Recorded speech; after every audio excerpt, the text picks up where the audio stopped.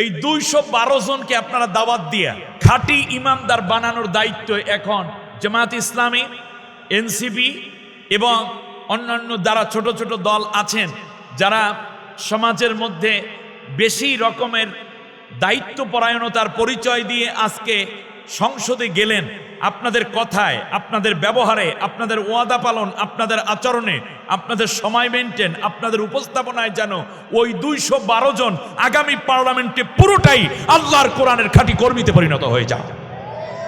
সুতরাং দাওয়াতি কাজের এক বিশাল সুযোগকে জামাত ইসলামী সহ বিরোধী দলে যারা আছেন সবাই কাজে লাগাবেন, এই দাবি আমি করে যাচ্ছি।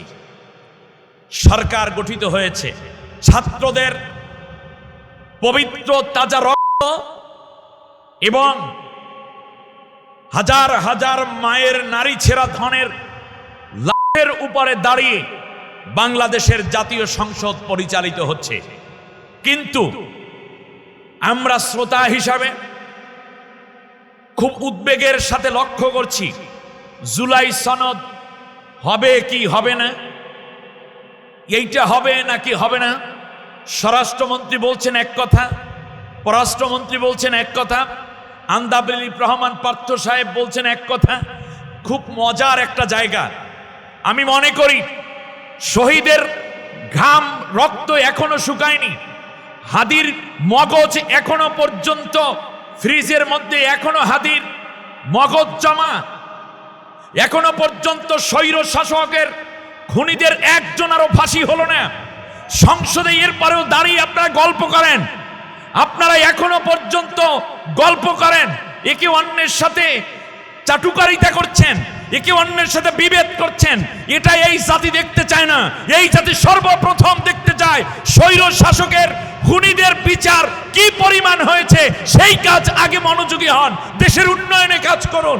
ভারতের বহু র বাংলাদেশের ভিতর লুকায়িত আছে, তাদেরকে চিহ্নিত করুন। আমার দেশে এখনো খুন খারাপি, তেল মজুদ হতে কৃত্রিম সংকট কারা করে, তাদেরকে চিহ্নিত করুন। মনে রাখতে হবে, জুলাই সনদ, জুলাই চেতনা এবং জুলাই বিপ্লব হয়ে 16 বছরের স্বৈর শাসকের যে পতন হয়েছে, তা বাংলাদেশে ভারতের আধিপত্যবাদের কায়েমের জন্য নয়, কিংবা সাম্রাজ্যবাদ প্রতিষ্ঠা করার জন্য নয়। কেবলমাত্র বাংলাদেশ ইনসাফ ভিত্তিক একটি রাষ্ট্র, আল্লাহর কোরআনের শাসন প্রতিষ্ঠা হবে, সেই জন্য আমার দেশের যুবক ছাত্ররা জীবন দিয়েছিল। চ্যানেলটি সাবস্ক্রাইব করে আমাদের সঙ্গেই থাকুন। আউযু বিল্লাহি মিনাশ শাইতানির রাজীম। বিসমিল্লাহির রাহমানির রাহিম। ইন্নাল্লাহা ওয়া মালাইকাতাহু ইউসাল্লুনা আলান নবী ইয়া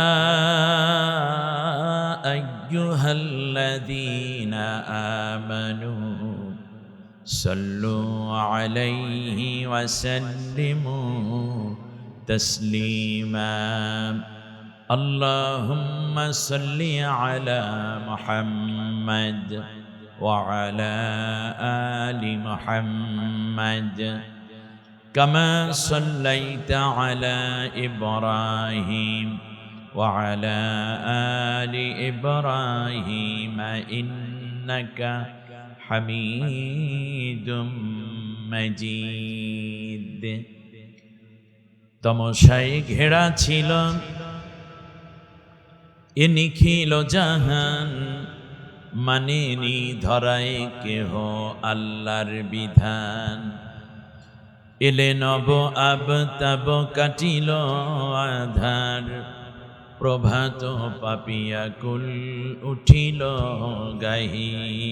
বালাগাল উলা বিকামালিহি কাশাফাদ দুজা বিজামালিহি। حسنت جميع خصاله صلوا عليه وآله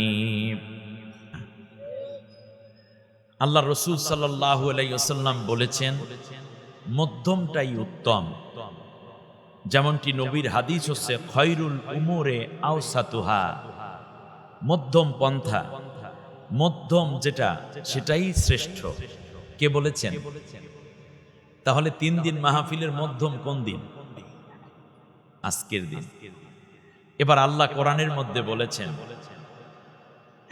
ওয়াকাযালিকা জাআলনাকুম উম্মাতান ওয়াসাতান লিতাকুনু শুহাদাআ আলান নাস ويكون الرسول عليكم شهيدا।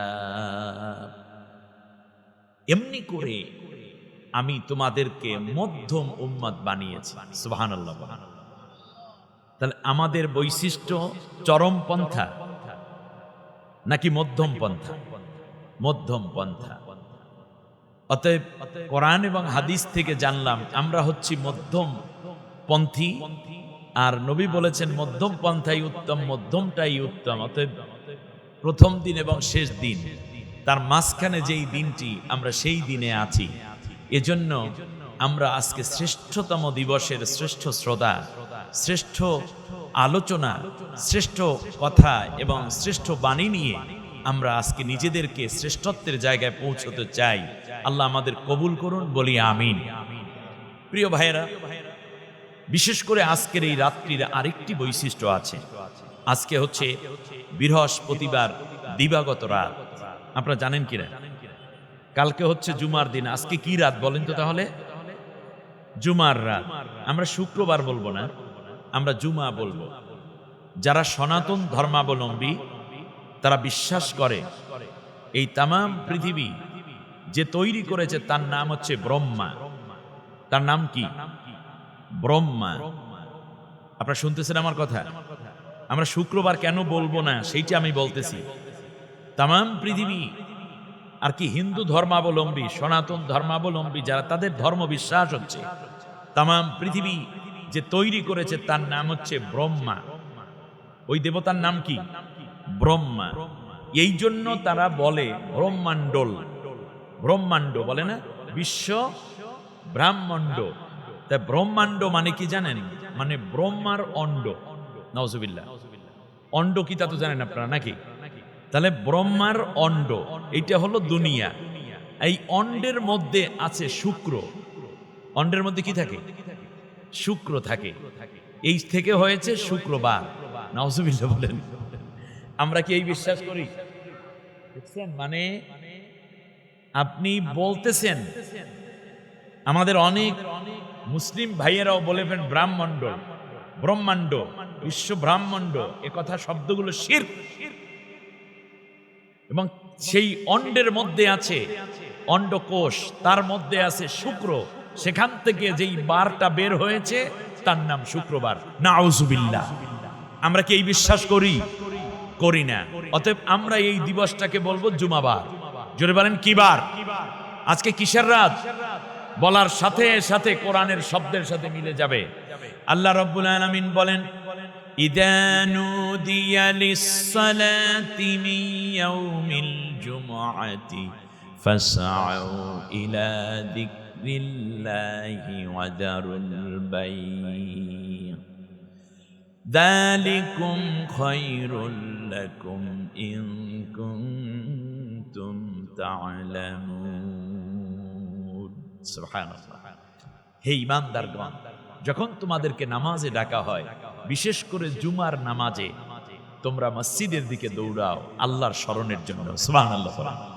তাহলে বোঝা যায় আমরা এটা জুমার দিনে আছি। তাহলে জুমা বলবো না শুক্র বলবো? না, আরো বলতে হবে শুক্র না জুমা। বাস। এবার নবী হাদিসের মধ্যে শুক্র বলেন নাই, বলছেন জুমা।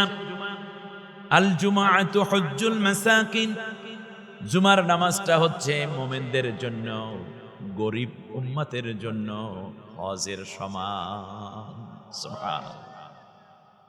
ধনীরাও নামাজে যাবে, কিন্তু গরিবের জন্য এটা হয়ে যাবে জুমা।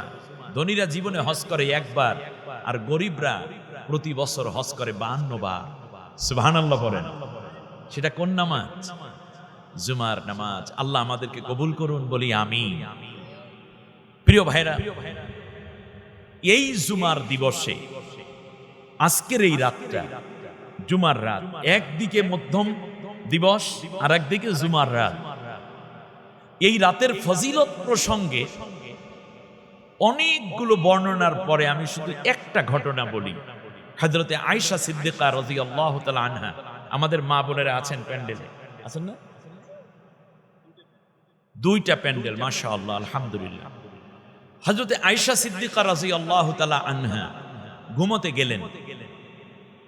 বিছনায় শুয়ে শুয়ে গোপনে আল্লাহ তাআলার কাছে একটা দাবি করলেন, রব্বুল আলামিন, আমি জানি তোমার রসুল আজকে আমার ঘরে আসার কথা নয়। তার কারণ নবীজির একাধিক স্ত্রী, শিডিউল অনুযায়ী তিনি এক এক রাত এক এক স্ত্রীর কাছে যাবেন। কিন্তু আমার মন চায় যদি তোমার রসুল আমার ঘরে আসতেন তাহলে আমি আজকের এই শুকরিয়া আদায় স্বরূপ 200 রাকাত নফল নামাজ পড়বো তোমার কাছে। সুবহানাল্লাহ। নিয়ত করে বসলেন। এই রাত ছিল হযরতে মাইমুনা রাদিয়াল্লাহু তাআলা আনহার ঘরে নবীজির থাকার কথা। মাইমুনা রাদিয়াল্লাহু আনহার ঘরে গেলেন। মাইমুনা রাদিয়াল্লাহু তাআলা আনহা ছিলেন খুব বৃদ্ধা, প্রায় 80 বছরের কাছাকাছি তার বয়স। গায়ে খানিকটা জ্বর এসে গেছে, থুতথুরে বুড়ি। নবীজি যাওয়ার পরে দরজা খুলে দিলেন, পাশে বসালেন। বলল, ইয়া রাসূলুল্লাহ, আপনার কোনো যত্ন আমি করতে পারবো না, বরং আজকের এই রাতটা আমি স্বেচ্ছায় সানন্দে আমার বোন আয়েশাকে হাদিয়া করে দিলাম। আপনি আজকে আয়েশার ঘরে যান, তাতে করে আপনি ভালো থাকবেন এবং আমিও নিজে কিছুটা আল্লাহর কাছে জবাবদিহি থেকে বেঁচে যাব। দয়া করে আপনি আয়েশার ঘরে চলে যান। সুবহানাল্লাহ। বিশ্বনবী সাল্লাল্লাহু আলাইহি ওয়াসাল্লাম হযরত আয়েশা রাদিয়াল্লাহু তাআলা আনহার ঘরে গিয়ে দরজায় নক করলেন।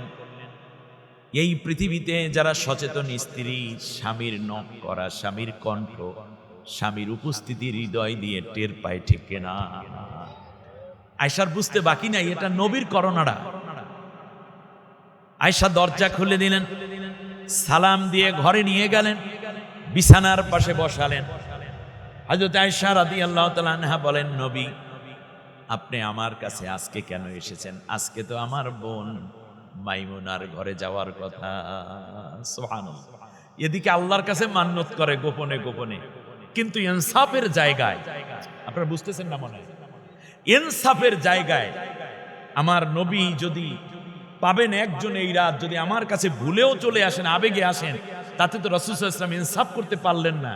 তাহলে তো আমার স্বামী আল্লাহর কাছে জবাবদিহির সম্মুখীন হয়ে যাবে। এটা তো হয় না। এজন্য স্মরণ করিয়ে দিচ্ছেন যে স্বামী গো, আপনার তো আজকে এখানে আসার কথা নেই, রাত তো আমার বোন মাইমুনার কাছে যাওয়ার কথা। সুবহানাল্লাহ। অতএব আমার বোনদেরকে, আমার মাদেরকে আজকে বলছি, আপনার স্বামী এমপি, আপনার স্বামী মন্ত্রী, আপনার স্বামী পুলিশ, আপনার স্বামী র্যাব, ডিবি, ডিএসবি, আপনার স্বামী গোয়েন্দা, আপনার স্বামী এটা ওটা অনেক কিছু, কিন্তু যখন অর্থের আধিক্য এসে যাবে সাথে সাথে প্রশ্ন করবেন, বেতন পান 20,000 টাকা, আপনি আমার হাতে প্রতি মাসে এনে 2 লাখ টাকা কেমন করে দেন, কোত্থেকে আসে এই টাকা, সেটা আগে জবাব দেন। হযরতে রাসূলুল্লাহ সাল্লাল্লাহু আলাইহি ওয়াসাল্লাম সব ঘটনা খুলে বললেন। আয়েশা রাদিয়াল্লাহু তাআলা আনহা নবীর জন্য ঘরের মধ্যে যতটুকু খাবার ছিল সব নবীর সামনে উপস্থাপন করলেন। এইদিকে আয়েশা জায়নামাজ বিছায়া চোখের পানি ছেড়ে আল্লাহকে ডাক দিয়া কয়, রব্বুল আলামিন, গোপনে গোপনে বলেছিলাম নবী যদি আমার কাছে আসতেন মনের আবেগে, তোমার কাছে গোপনে গোপনে বলেছি, আর সেই কথাটাও তুমি কবুল করলা। আমি আয়েশাকে তুমি কত ভালোবাসো হে মালিক, তোমার শুকরিয়া কি দিয়ে আদায় করি? সুবহানাল্লাহ। তুমি আমাকে এত ভালোবাসো। আয়েশা রাদিয়াল্লাহু তাআলা আনহা নামাজ পড়েন, লম্বা সিজদা, ফোপায়া ফোপায়া কান্না। আল্লাহর নবী বিছানার মধ্যে এপিটোপিট করছেন আর আয়েশার দিকে বারবার তাকান, আয়েশা আসে না কেন, আসেন না কেন? সালাম ফেরানোর পরে নবী ডাক দিয়ে বলেন, আয়েশা এদিকে আসো। আয়েশা এসে যে চোখ মুছতে মুছতে বললেন, ব্যাপার কি? তুমি কিসের নামাজ পড়ো এখন? তাহাজ্জুদের ওয়াক্ত হয় না, এশা নামাজ তো মসজিদে নববীতে জামা দিয়ে পড়েছ। সব ঘটনা খুলে বললেন। নবী জিজ্ঞেস করলেন কত রাকাত নামাজ পড়বা? বলে 200 রাকাত। আল্লাহ নবী বললেন মান্নত করেছো 200 রাকাত, 2 রাকাতে এতখানি সময় নিলা, 200 রাকাত পড়তে পড়তে ফজরেরও বেশি হয়ে যাবে। অতএব আয়েশা তুমি এখন চলে আসো, আর নামাজ পড়া লাগবে না। বলতেছেন কে? আল্লাহ নবী। আর কি পড়ার সুযোগ আছে? আর পড়া লাগবেও কি না? আল্লাহ নবীকে আয়েশা জিজ্ঞেস করলেন নবী 2 রাকাতে 200 রাকাত কেমনে হলো? নবীজি বললেন আয়েশা আজকের এই রাতটা হলো জুমার রাত, বৃহস্পতিবার দিবাগত রাত। এই রাতে কেউ যদি একটা নেক আমল করে আল্লাহ রাব্বুল আলামিন তাকে কমপক্ষে 100 গুণ সওয়াব বাড়ায়া দেন। একটা আমলকে আল্লাহ বাড়িয়ে 100 গুণ। অতএব 2 রাকাতে কত হয়ে গেছে? 200 গুণ। সুতরাং বাকি সময় তুমি আমার কাছে দিয়ে দাও, এটা তোমার জন্য যথেষ্ট হবে। অতএব আজকের এই রাতে আপনি সুবহানাল্লাহ বলেছেন মানে 100 বার সুবহানাল্লাহ বলেছেন। এই রাতে আপনি 2 রাকাত নামাজ পড়েছেন মানে 200 রাকাত পড়েছেন। এই রাতে আপনি 100 টাকা দান করেছেন মানে আপনি 2000 টাকা দান করেছেন। নাকি কত? 2 লাখ টাকা নাকি কত হয় তাকে? 20,000, সরি 20,000 টাকা তুমি দান করেছ। অতএব 100 বেশি সওয়াব পাবো আমরা আজকের এই রাতে। তাহলে মধ্যম পন্থা উত্তম, জুমার রাত, এবং আমরা উম্মত হইলাম অর্ধেক, মানে মধ্যম পন্থা। সুতরাং সব মিলে আজকের রাত, আজকের আলোচনা আমি মনে করি নিঃসন্দেহে আল্লাহর কাছে বেশি মাকবুল হবে, বেশি প্রিয় হবে। আর আল্লাহ রব্বুল আলামিন সেই প্রিয় রাতে প্রিয় হওয়ার জন্য আমাদেরকে যে কবুল করেছেন, এই জন্য আমি সকলকে আরো একবার আল্লাহ শুকরিয়া আদায় করার জন্য আহ্বান করছি। সবাই পড়ি আলহামদুলিল্লাহ। প্রিয় ভাইয়েরা, আজ এই রাত প্রসঙ্গে নবী সাল্লাল্লাহু আলাইহি ওয়াসাল্লাম একটি সূরা নিয়ে কথা বলেছেন। আজকে ওই সূরাটি নিয়ে আমি আপনাদের সামনে আলোচনা করতে চাই ইনশাআল্লাহ, বিমাশিয়াতিল্লাহ ওয়া বিফাদলিল্লাহ। আল্লাহর নবী বলেন, কোরআনের মধ্যে একটা সূরা আছে, যেই সূরার প্রথম 10 আয়াত এবং শেষ 10 আয়াত যদি কোনো বান্দা মুখস্থ করে রাখতে পারে, মৃত্যুর সময় পর্যন্ত ওই ব্যক্তি বেহুশ হবে না। আল্লাহ রাব্বুল আলামিন তাকে হুশের উপরে রাখবে, হুশ রাখবেন। আমরা অনেক সময় অ্যাক্সিডেন্ট করি, জ্বর হয়, কারো কারো স্ট্রোক হয়, তারপর বেহুশ হয়ে পড়ে না। কিন্তু নবীজি বলেছেন এমন একটি সূরা, যেই সূরার প্রথম 10 আয়াত এবং শেষ 10 আয়াত যদি কেউ মুখস্থ করে রাখতে পারে, যার মুখস্থ থাকবে, সে বেহুশ হবে না। এমন কোন বিপদ তার হবে না যে সে বেহুশ হয়ে পড়ে। এই বেহুশ হওয়া থেকে আল্লাহ তাকে বাঁচাই দিবেন। আপনারা কি চান এইরকম আমলটা জানতে? দেখেন কত মানুষ আইসিইউতে থাকে, কত মানুষ সিসিইউতে থাকে, কত মানুষ লাইফ সাপোর্টে পড়ে আছে, মাসকে মাস হুশ নাই, ঘরের মধ্যে পড়ে আছে বেহুশ হয়ে 5 দিন 10 দিন মানুষ পড়ে থাকে। এরকম হয় না? জান কবজের কষ্ট হয় কিন্তু মৃত্যুও হয় না, বেহুশ হয়ে পড়ে আছে, খাওয়া নাই, কথা নাই, জ্ঞান নাই, সব শেষ। আমরা কি ওই রকম হতে চাই? চাই না। তাহলে আপনি একটা আমল আজকে শিখিয়ে দেব, যেই সূরাটা যে মুখস্থ করবে, কয় আয়াত, মোট কয় আয়াত? 20 আয়াত। সেটা হলো এই সূরার প্রথম 10 আয়াত এবং শেষ 10 আয়াত। এই ব্যক্তি কোনোদিন বেহুশ হবে না। সুবহানাল্লাহ পড়েন। দ্বিতীয় হচ্ছে আল্লাহর নবী বলেন, এই সূরার প্রথম 10 আয়াত এবং শেষ 10 আয়াত কেউ যদি বৃহস্পতিবার দিবাগত জুমার রাতে তেলাওয়াত করে, সেটা কোন রাত? আজকের এই রাত। বলেন আজকের এই রাত যদি কেউ তিলাওয়াত করে, মুখস্থ হয় নাই কিন্তু সে তিলাওয়াত করছে দেখে দেখেও, প্রথম 10 আয়াত এবং শেষ 10 আয়াত, এই পুরো এক সপ্তাহ আল্লাহ রাব্বুল আলামিন তাকে দাজ্জালের ফিতনা থেকে হেফাজতে রাখবেন। দাজ্জাল আজকে ব্যাপক আলোচনায় আমি ঢুকবো না, যেহেতু আমিও একটা জায়গায় গিয়ে স্বল্প সময়ের মধ্যে আপনাদেরকে কিছু মেসেজ দেওয়ার চেষ্টা করবো ইনশাআল্লাহ। বিমাশিয়াতিল্লাহ বিফাদলিল্লাহ। সেজন্য এই দাজ্জাল আসবে ঈমান হরণ করার জন্য, ঈমান হনন করার জন্য, ঈমানকে শেষ করে দেওয়ার জন্য। এই দাজ্জালের প্রেতাত্মা হবে ইয়াহুদি গোষ্ঠী এবং ইয়াজুজ মাজুজরা। সেই বিষয় নিয়ে আমরা কিছু কথা বলবো ইনশাআল্লাহ। তো নবীজি বলেছেন এই দাজ্জালের ফিতনা থেকে কোন ঈমানদারকে আল্লাহ তাআলা বাঁচাইয়া দিবেন যদি বৃহস্পতিবার দিবাগত জুমার রাতে, অর্থাৎ এই রাতে ওই সূরার প্রথম 10 আয়াত এবং শেষ 10 আয়াত সে তেলাওয়াত করে, তাহলে পুরো এক সপ্তাহ আল্লাহ তাআলা তাকে দাজ্জালের ফিতনা থেকে বাঁচাইয়া দিবেন। যেই জায়গা থেকে কথা বলতে চাই আজকে, সেই জায়গাটি হলো এরকম। আল্লাহর নবী বলেছেন, আল্লাহর কোন বান্দা যদি কিংবা বান্দি এই সূরা যদি জুমাবার রাতে তেলাওয়াত করে, অর্থাৎ আজকের এই বৃহস্পতিবার দিবাগত রাত্রে যদি তেলাওয়াত করে, তাহলে পুরো এক সপ্তাহ আল্লাহ রাব্বুল আলামিন আগুন লাগা, চুরি, ডাকাতি, ছিনতাই, খুন খারাপি থেকে আল্লাহ রাব্বুল আলামিন ওই ব্যক্তিকে পূর্ণ নিরাপত্তা দান করবে। বর্তমান সময়ে একটা মহামারী যাচ্ছে, করোনার চেয়েও বড় মহামারী আসছে, অলরেডি বাংলাদেশে ঢুকে পড়েছে। শিশুদের হাম থেকে নিয়ে চিকুনগুনিয়া, ম্যালেরিয়া, হাজার রকমের রোগ বালায় দেখা দিয়েছে। আল্লাহর নবী বলেছেন, দেশে যখন বালা মুসিবত আসবে তখন তোমরা এই সূরা প্রত্যেক বৃহস্পতিবার দিবাগত জুমাবার রাতে 10 আয়াত প্রথম এবং শেষ 10 আয়াত তেলাওয়াত করবা, তাহলে আল্লাহ রাব্বুল আলামিন সব ধরনের মহামারী এবং দুর্ঘটনা, ভূমিকম্প, আগুন লাগা, হঠাৎ বিপদ থেকে আল্লাহ রাব্বুল আলামিন তাদেরকে হেফাজতে রাখবেন। কত সুন্দর একটি জায়গা থেকে আজকে কথা বলার নিয়ত করেছি, ঠিক না? শুধু তাই নয়, আল্লাহর নবী সাল্লাল্লাহু আলাইহি ওয়াসাল্লাম বলেছেন, এই সূরাটা কিয়ামতের ময়দানে আল্লাহ রাব্বুল আলামিনের কাছে তেলাওয়াতকারীর জন্য ঝগড়া করবে, সুপারিশ করবে। আল্লাহ রাব্বুল আলামিন যতক্ষণ পর্যন্ত এই তেলাওয়াতকারীকে জান্নাত না দিবেন, ততক্ষণ আল্লাহ রাব্বুল আলামিনের কাছে জোর করে চাইবেন।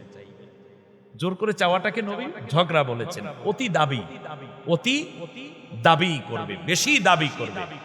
সেই সূরার নাম সূরাতুল কাহাফ। সূরার নাম কি? সূরা কাহাফ। আমি আপনাদের উদ্দেশ্যে একেবারেই একটি বেসিক জায়গা থেকে কথা বলতে চাই। এজন্য আলোচনার বিষয়টাকে আগেই বলে রাখি, কারণ একটি স্বৈর শাসকের পতন হয়েছে, চরম পতন, করুণ পতন হয়েছে, ঠিক কিনা বলেন? এখনো ওই লেডি হিটলারের প্রেতাত্মারা মনে করে যে তিনি ফিরিয়ে আসিবেন। বাদ দেন, সূরা ইউনূসের উপরে আমার তাফসীর আছে, ইউটিউবে যদি পারেন তাহলে একটু দেখে নিয়েন, যে কোনোদিন সম্ভব না। তিনি আসলেও মৃত লাশও আসার সম্ভাবনা নাই। তার কারণ বাংলাদেশের প্রত্যেকটা জনপদ সে যেভাবে রঞ্জিত করেছে, যুবক, বৃদ্ধ, শিশুদের রক্তে, নারী পুরুষের রক্তে, এই বাংলার জমিন কোনোদিন এত বড় একজন পাপিষ্ঠা নারীর জন্য উন্মুক্ত করে দেওয়া হবে না।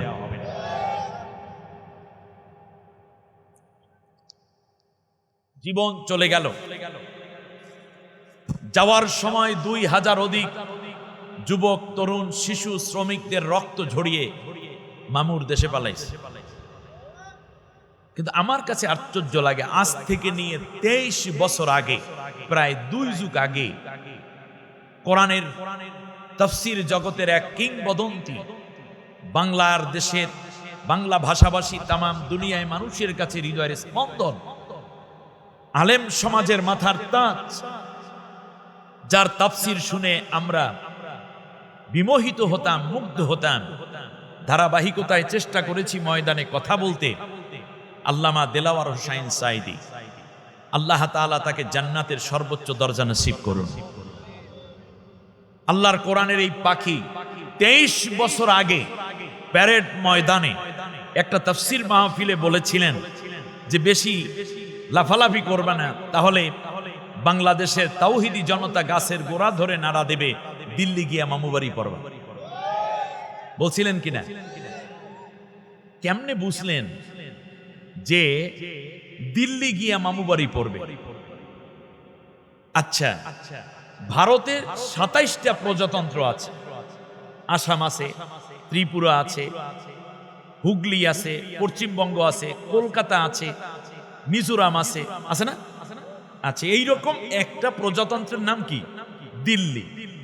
ঘটনাটা দেখেন আপনি, সে পশ্চিমবঙ্গে গেল না, কাশ্মীর গেল না, কলকাতা গেল না, গিয়ে পড়ছে কোথায়? ঠিক দিল্লিতে। এর মানে 23 বছর আগে যেই জায়গার কথা বলেছেন ঠিক সেই জায়গায় গিয়েই পড়েছে। অতএব বুঝতে হবে আল্লামা সাইদি সাহেব শুধুমাত্র গতানুগতিক আমাদের মতো বক্তা ছিলেন না, তিনি ছিলেন একজন সমাজ দর্শন, তিনি ছিলেন আধ্যাত্মিক জগতের এক রাহবার, রুহানি জগতের এক অন্যতম পথিকৃৎ। আমরা বাংলার মানুষ যদি শুধুমাত্র তাকে একজন বক্তা হিসেবে যদি মূল্যায়ন করি তাহলে তার প্রতি ইনসাফ করা হবে না। রাজনীতি, সমাজনীতি, শিক্ষানীতি, দর্শন, ধর্ম, আধ্যাত্মিকতা, কাশ, রুহানি যা বলেন তিনি যেই কথাগুলো বলেছেন, বাংলাদেশের রুহানি শক্তিওয়ালা দাবিদার যারা, তারা এই রকম কথা বললে তাদের গর্দি নিয়ে টান লাগতো, খানকা নিয়ে টান লাগতো। আর আল্লামা সাইদি সাহেব গোটা বিশ্বের মুসলমানকে সামনে রেখে জান্নাতের টান দেওয়ার চেষ্টা করেছিলেন, ঠিক না বলেন? সম্মানিত বন্ধুগণ, আজ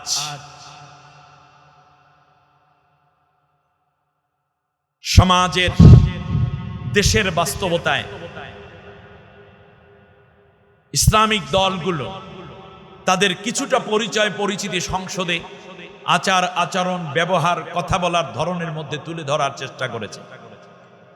আমি বিরোধী দল হিসাবে যারা আছেন সংসদে তাদেরকে বলবো, আপনাদের কথা আচরণ, আপনাদের মুআমেলা সরকারি দলের এমপিদের সাথে এমন হওয়া দরকার যেন আগামী পার্লামেন্ট আল্লাহ রব্বুল আলামিনের কোরআনের পার্লামেন্ট হয়ে যায়। দলের নাম যাই হোক না কেন, আমি দেখেছি বিএনপির মধ্যে যারা আছেন তাদের মধ্যে 2-1 ছাড়া বেশিরভাগই ভদ্র মানুষ, ঠিক না বলেন? সুতরাং আমাদের জন্য আপনাদের বক্তব্য ওয়াজ করার দরকার নাই।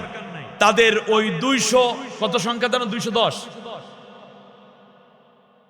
এই 212 জনকে আপনারা দাওয়াত দিয়া খাঁটি ইমানদার বানানোর দায়িত্ব এখন জামাত ইসলামী, এনসিপি এবং অন্যান্য যারা ছোট ছোট দল আছেন, যারা সমাজের মধ্যে বেশি রকমের দায়িত্বপরায়ণতার পরিচয় দিয়ে আজকে সংসদে গেলেন। আপনাদের কথায়, আপনাদের ব্যবহারে, আপনাদের ওয়াদা পালন, আপনাদের আচরণে, আপনাদের সময় মেনটেন, আপনাদের উপস্থাপনায় যেন ওই 212 জন আগামী পার্লামেন্টে পুরোটাই আল্লাহর কোরআনের খাঁটি কর্মীতে পরিণত হয়ে যায়।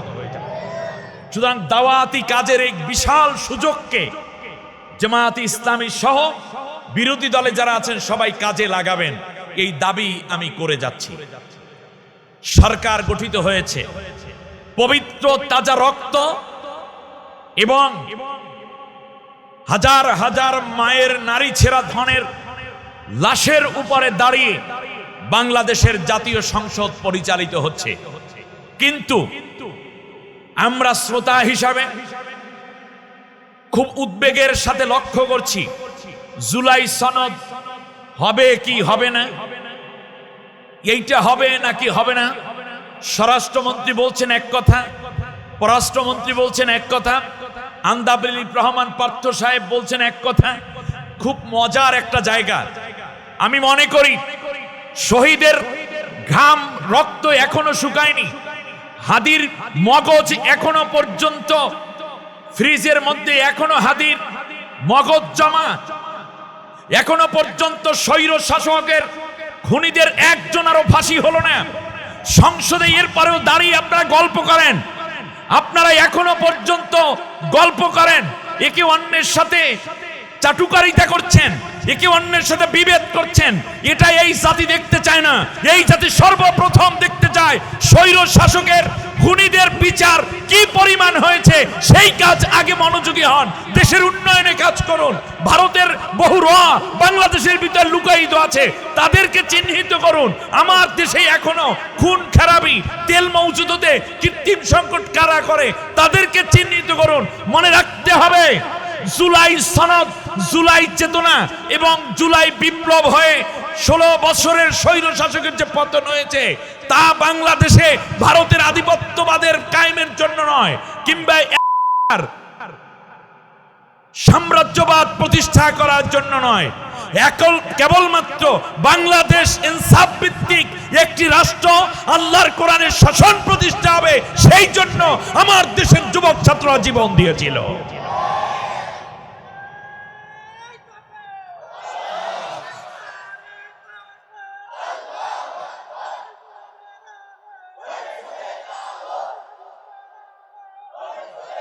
সোজা সাপটা কথা হচ্ছে,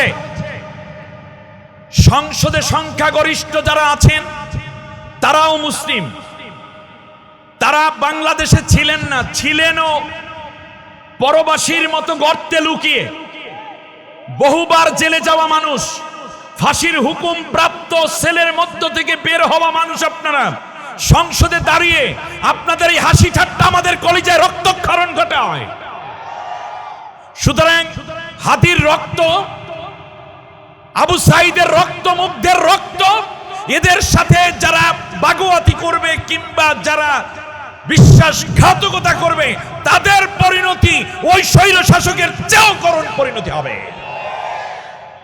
সেই দিকে লক্ষ্য রেখে সংসদের এই ধারাবাহিকতায় প্রায়োরিটির ভিত্তিতে সর্বপ্রথম জুলাই সনদ বাস্তবায়নের পাশাপাশি খুনিদের বিচার এই জাতি দেখার জন্য অপেক্ষমান। প্রিয় বন্ধুগণ, সময়ের ব্যবধানে পরবর্তী কথা হবে ইনশাআল্লাহ, কিন্তু সরকার আসে, সরকার যায়, শাসক আসে, শাসক চলে যায়। স্বাধীনতার 54 বছরে বাংলাদেশের মানুষের বেসিক পরিবর্তন কতটুকু হয়েছে তা আজ কোরআন সুন্নাহর মানদণ্ডে মাপার চেষ্টা করব ইনশাআল্লাহ, বিমাশিয়াতিল্লাহ ওয়া বিফাদলিল্লাহ। আপনাদের কষ্ট হচ্ছে? আসুন, যেই সূরাটি তিলাওয়াত করার এত ফজিলত, যেই সূরাটি কিয়ামতের দিন আপনার পক্ষে আল্লাহর সামনে সুপারিশ শুধু করবে না, বরং আল্লাহর সামনে ঝগড়া করবে, আল্লাহ এই তিলাওয়াতকারীকে তুমি মাফ করে আমার সাথে জান্নাতি বানায়া দাও। সেই সূরার নাম সূরা কাহাফ। ঈমান থাকবে, দাজ্জালের ফিতনা থেকে আল্লাহ হেফাজত করবেন, মহামারী থেকে আল্লাহ হেফাজত করবেন, চোর ডাকাত খুনি থেকে আল্লাহ তাআলা আপনাকে নিরাপত্তা দিবেন। এরপরে মহা ভূমিকম্প, অগ্নি উৎপাত এবং অগ্নি লাগা থেকে আল্লাহ বাঁচাবেন। জাদুটোনা, জাদুবিদ্যা, কালো জাদু, বদ জিনের আসর, এগুলো থেকেও এই রাতে যারা প্রথম 10 আয়াত শেষ 10 আয়াত পড়বে, তাদেরকে আল্লাহ তাআলা পুরো 1 সপ্তাহ সেফটি দিবেন, নিরাপত্তা দান করবেন। সেই সূরা থেকে আজকের আলোচনা। কিন্তু আলোচনার 10টা বিষয় আছে, তার মধ্যে একটা বিষয় নিয়ে এবছর আমি আলোচনা করতে চাই ইনশাআল্লাহ। আল্লাহ তৌফিক দিলে পরবর্তী বছরগুলোতে ধারাবাহিকতা থাকবে ইনশাআল্লাহ। দেখুন, আগামী কালকে আপনাদের উদ্দেশ্যে চমৎকার কথা বলবেন এই সময়ের সারা জাগানো আলোড়ন সৃষ্টিকারী মুফাসসির, আমার কলিজার টুকরা ভাই, কলিজার বন্ধু জনাব মাওলানা শেখ আল্লামা আব্দুল্লাহ আল আমিন। আল্লাহ তাকে যথাসময়ে যথার্থ কথাগুলো বলার তৌফিক দান করুন, বলি আমিন। গতকাল আব্দুস সালাম যুক্তিবাদী ভাই সহ অনেক কথা বলেছেন, আল্লাহ সকলের নেক কথাগুলো মঞ্জুর করে নিন। আমরা সরাসরি আল্লাহর কোরআনে ঢুকে পড়ছি। আপনাদের কষ্ট হচ্ছে না তো? আমি কোরআনের মূল আলোচনায় যাওয়ার আগে আপনাদেরকে কোরআনের একটা আয়াত শোনাতে চাই। আমি দেখি আয়াত আপনারা বুঝেন কিনা। এতটা বছর কোরআন শুনলেন, 28 বছর পর্যন্ত। দেখি আমি আমল করতে আমি বলবো না, কোরআনের কথা শোনার সাথে সাথে আপনি আমল করেন কিনা আমি শুধু সেইটুকু দেখব। তার কারণ আপনারা জানেন এই আয়াতটা, এবং আশা করি আমলটুকুও করবেন। আল্লাহ রাব্বুল আলামিন বলেন, ইয়া আইয়ুহাল্লাযীনা আমানু ইযা ক্বিলা লাকুম তাফাসসাহু ফিল মাজালিস ফাফসাহু ইয়াফসাহিল্লাহু লাকুম। অর্থ হচ্ছে, হে ঈমানদার নারী এবং পুরুষ, ময়দানে জায়গা যদি কম হয়ে পড়ে আর আমার বান্দা বান্দি যদি বেশি আসে, আর তোমাদেরকে যদি বক্তা ডেকে বলেন যে আপনারা একটু ফাঁকা জায়গা বন্ধ করে সামনে এগিয়ে অন্য ভাইকে একটু জায়গা ছেড়ে দেন, এ কথা বক্তা বলার সাথে সাথে তোমরা যদি অন্য ভাইয়ের জন্য জায়গা ছেড়ে সামনে এগিয়ে আসো, ফাঁকা জায়গা বন্ধ করে অন্যকে বসার ব্যবস্থা করে দাও, এই যে তুমি একটু জায়গা ছেড়ে দিলে, এর কারণে আমি আল্লাহ কিয়ামতের দিন আমার আরশের নিচে তোমার জন্য বড় করে জায়গা ছেড়ে দেব। আমরা সরাসরি চলে যাচ্ছি আল্লাহর কোরআনের কাছে, আমার সাথে পড়েন।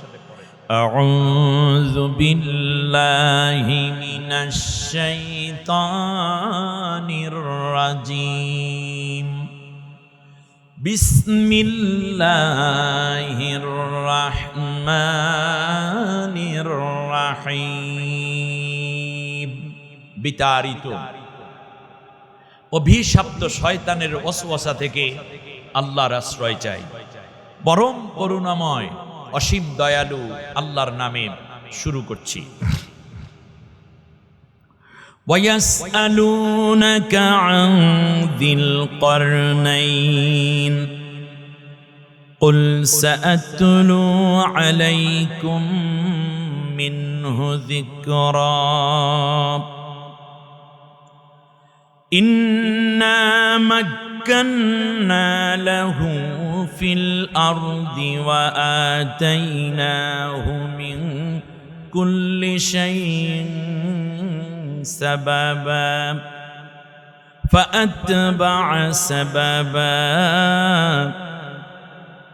حتى إذا بلغ مغرب الشمس وجدها تغرب في عين حمية ووجد عندها قوما قلنا يا ذا القرنين إما أن تعذب وإما أن تتخذ فيهم حسنا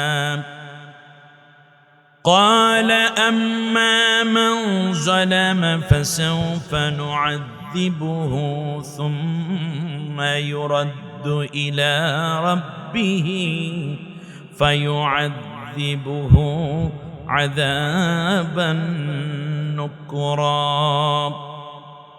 آمنت بالله। আমরা আস্তে আস্তে কথা শুনতে থাকব এবং তিলাওয়াত সামনে বাড়াতে থাকব, আর আপনারা বাড়ির দিকে রওনা করবেন নাকি? আল্লাহ আমাদেরকে কোরআনের সাথে জুড়ে থাকার তৌফিক দিন। অর্থ হচ্ছে, তাম দুনিয়ায় চারজনকে আমি আল্লাহ রাজত্ব দান করেছিলাম, তাম দুনিয়ার বাদশাহ। সুবহানাল্লাহ। তাম কি শুধু বাংলাদেশ, শুধু ভারতীয় উপমহাদেশ? পুরো দুনিয়া। কয়জন? চারজন। একজন হইলেন যুলকারনাইন, আর একজন হলেন বাদশাহ সুলাইমান। এই দুইজন ছিলেন ইমানদার, আর তামাম দুনিয়া শাসন করেছে দুইজন কাফের। একজনের নাম হলো নমরুদ, আর একজনের নাম বুখতে-নাসর। আল্লাহ রাব্বুল আলামিন বললেন, শোনো, আমি আল্লাহ তোমাদেরকে সূরা কাহাফের মধ্যে তামাম দুনিয়ার বাদশাহিত্য করার একজন বাদশার কাহিনী শোনাচ্ছি। সুবহানাল্লাহ। নবী গো, তোমার কাছে নাজরান এবং ইয়ামেন থেকে আগত 10 জন ইহুদি এবং খ্রিস্টিয়ান আলেম তোমার কাছে প্রশ্ন করেছে 10টা, তার মধ্যে একটা কোশ্চেন আমি আল্লাহ শুনতে পেয়েছি। 10টাই শুনেছি, তার মধ্যে একটা ছিল এই যে ওয়ায়াসআলুনাকা আন যিল করনাইন, যুলকরনাইন বাদশা সম্বন্ধে কি তোমার কাছে তারা প্রশ্ন করেছে?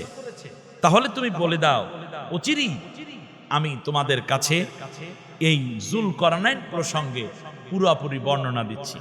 সেটা হচ্ছে এই যে আমি আল্লাহ তাম পৃথিবীর সমস্ত ভূমির রাজত্ব ক্ষমতা তার হাতে তুলে দিয়েছিলাম। সুবহানাল্লাহ। কালকে বললেন কতটুকু? তাম দুনিয়া। শুধু তাই না, আমি আল্লাহ রব্বুল আলামিন তাকে শুধুমাত্র রাজত্ব তুলে দিয়ে শেষ করিনি, বরং পৃথিবীর সমস্ত সৃষ্টির কাইফিয়াত, হাকিকত এবং তাম পৃথিবীর সমস্ত মখলুকাতের যন্ত্রণা, ব্যথা, আবেগ, চাওয়া পাওয়া বোঝার ক্ষমতাও আমি আল্লাহ তাকে দান করেছিলাম। তার কারণ যিনি রাষ্ট্র চালান তার উচিত প্রজাদের মনের কথা শোনা, প্রজাদের ব্যথাকে অনুধাবন করা, প্রজাদের দুঃখ কষ্টকে লাঘব করার জন্য কাজ করা, ঠিক কিনা? এই জন্য প্রজাদের কথা শোনা দরকার আছে না নাই? আছে। আগের দিনের রাজা বাদশারা এই কথাগুলো শুনতেন গোয়েন্দা বাহিনীর মাধ্যমে, আর বর্তমান রাজা বাদশারা, দেশের শাসকরা এই কথাগুলো শুনেন ফেসবুকের মাধ্যমে, ইউটিউবের মাধ্যমে শুনে থাকেন তারা গোয়েন্দা বাহিনীর মাধ্যমে। আল্লাহ রব্বুল আলামিন যুলকারনাইন বাদশার অন্তরটাই এমন করে তৈরি করেছিলেন যেন তিনি সবার কথা বুঝতে পারেন এবং ব্যথাগুলো মুছে দিতে পারেন। সুবহানাল্লাহ। আল্লাহ রব্বুল আলামিন বলেন ফাআতবাআ সাবাবা,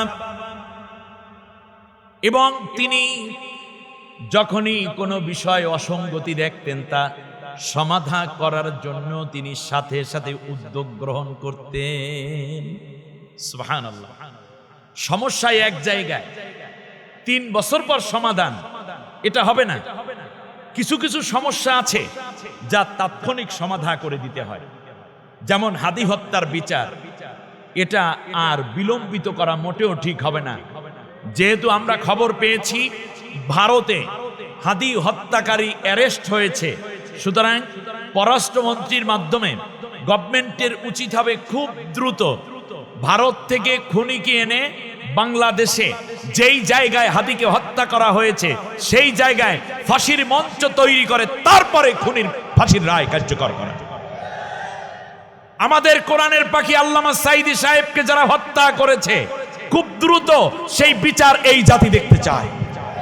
মুগ্ধকে যারা হত্যা করেছে, আবু সাইদকে যারা হত্যা করেছে, এই কোন রকম গল্প শোনার জন্য জাতীয় সংসদ, এই সংসদ গঠিত হয়নি। তাদের প্রতিশ্রুতি দিতে হয়েছে এই জাতির কাছে যে তারা এই ধরনের জুলাই হত্যাকারীদের বিচার করবে, আর ওখানে বসে আপনি ধান বানতে শিবের গীত এই জাতিতে মানবে না, মানবে না, মানবে না, ঠিক কিনা বলেন? কি করে এরা? স্তম্ভিত হচ্ছে এই জাতি। প্রিয় ভাইয়েরা, যখন যেখানে সমস্যা তড়িৎ গতিতে সমাধান করে দিতেন হযরতে যুলকারনাইন। সুবহানাল্লাহ। আপনারা জানেন বর্তমানে কষ্ট হচ্ছে না তো আপনাদের? ইরান মূলত বিশ্বের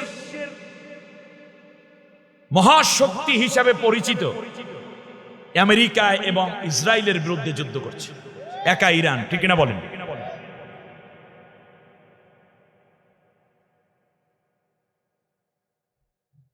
আয়রন ডোম এবং ডিফেন্স সিস্টেম যেটা আছে ইসরায়েলে,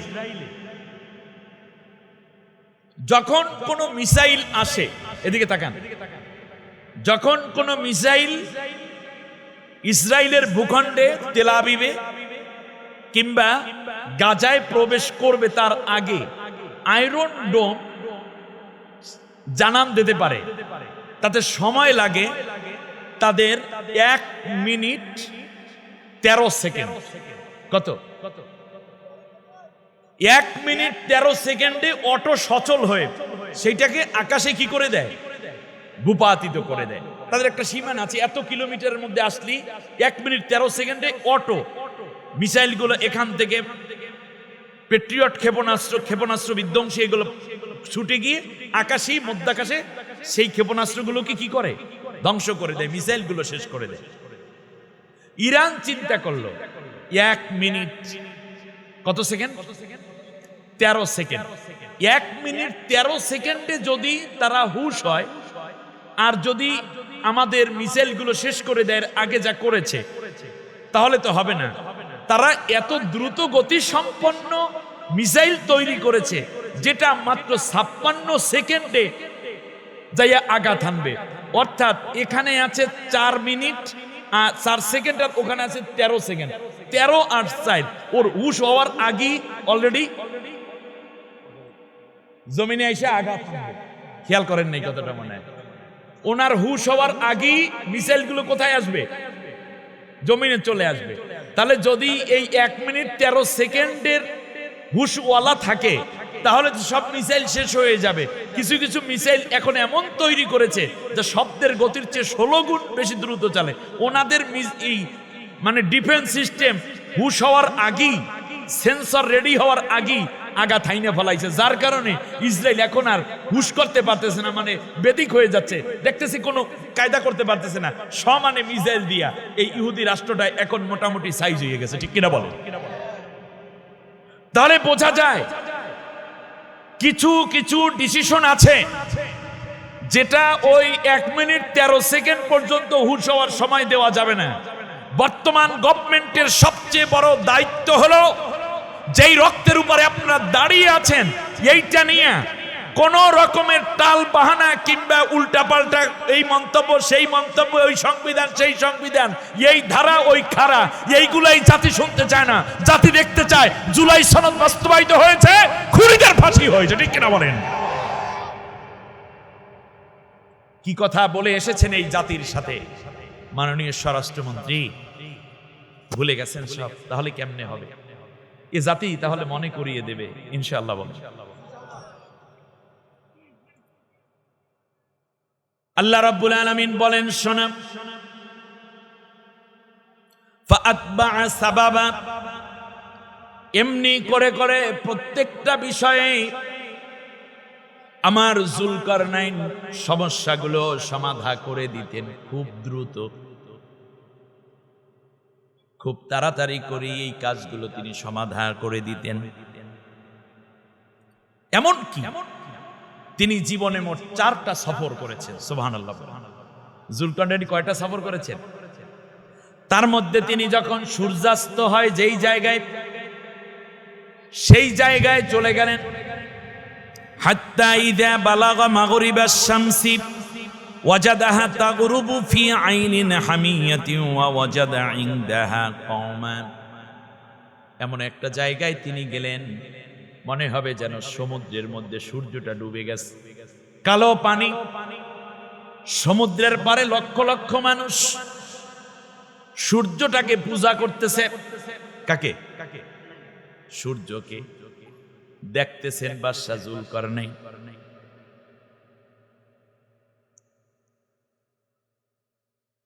আল্লাহ রাব্বুল আলামিনের কাছে যুলকারনাইন বললেন, আল্লাহ এটা কেমন জাতি সূর্যের পূজা করে? আল্লাহ জিজ্ঞেস করলেন, যুলকারনাইন তুমি জিজ্ঞেস করে দেখো তারা কোন কনসেপ্টে, কোন ধারণায় সূর্যের পূজা করে। যুলকারনাইন জিজ্ঞেস করলেন, সূর্যের পূজা করো কেন? বলল, বাদশা যুলকারনাইন আপনি বুঝবেন না, তারা একটা জবাব দিচ্ছে। কিন্তু বাদশা যুলকারনাইন এই কথা বোঝে না, এই কথা বোঝে না। যুলকারনাইন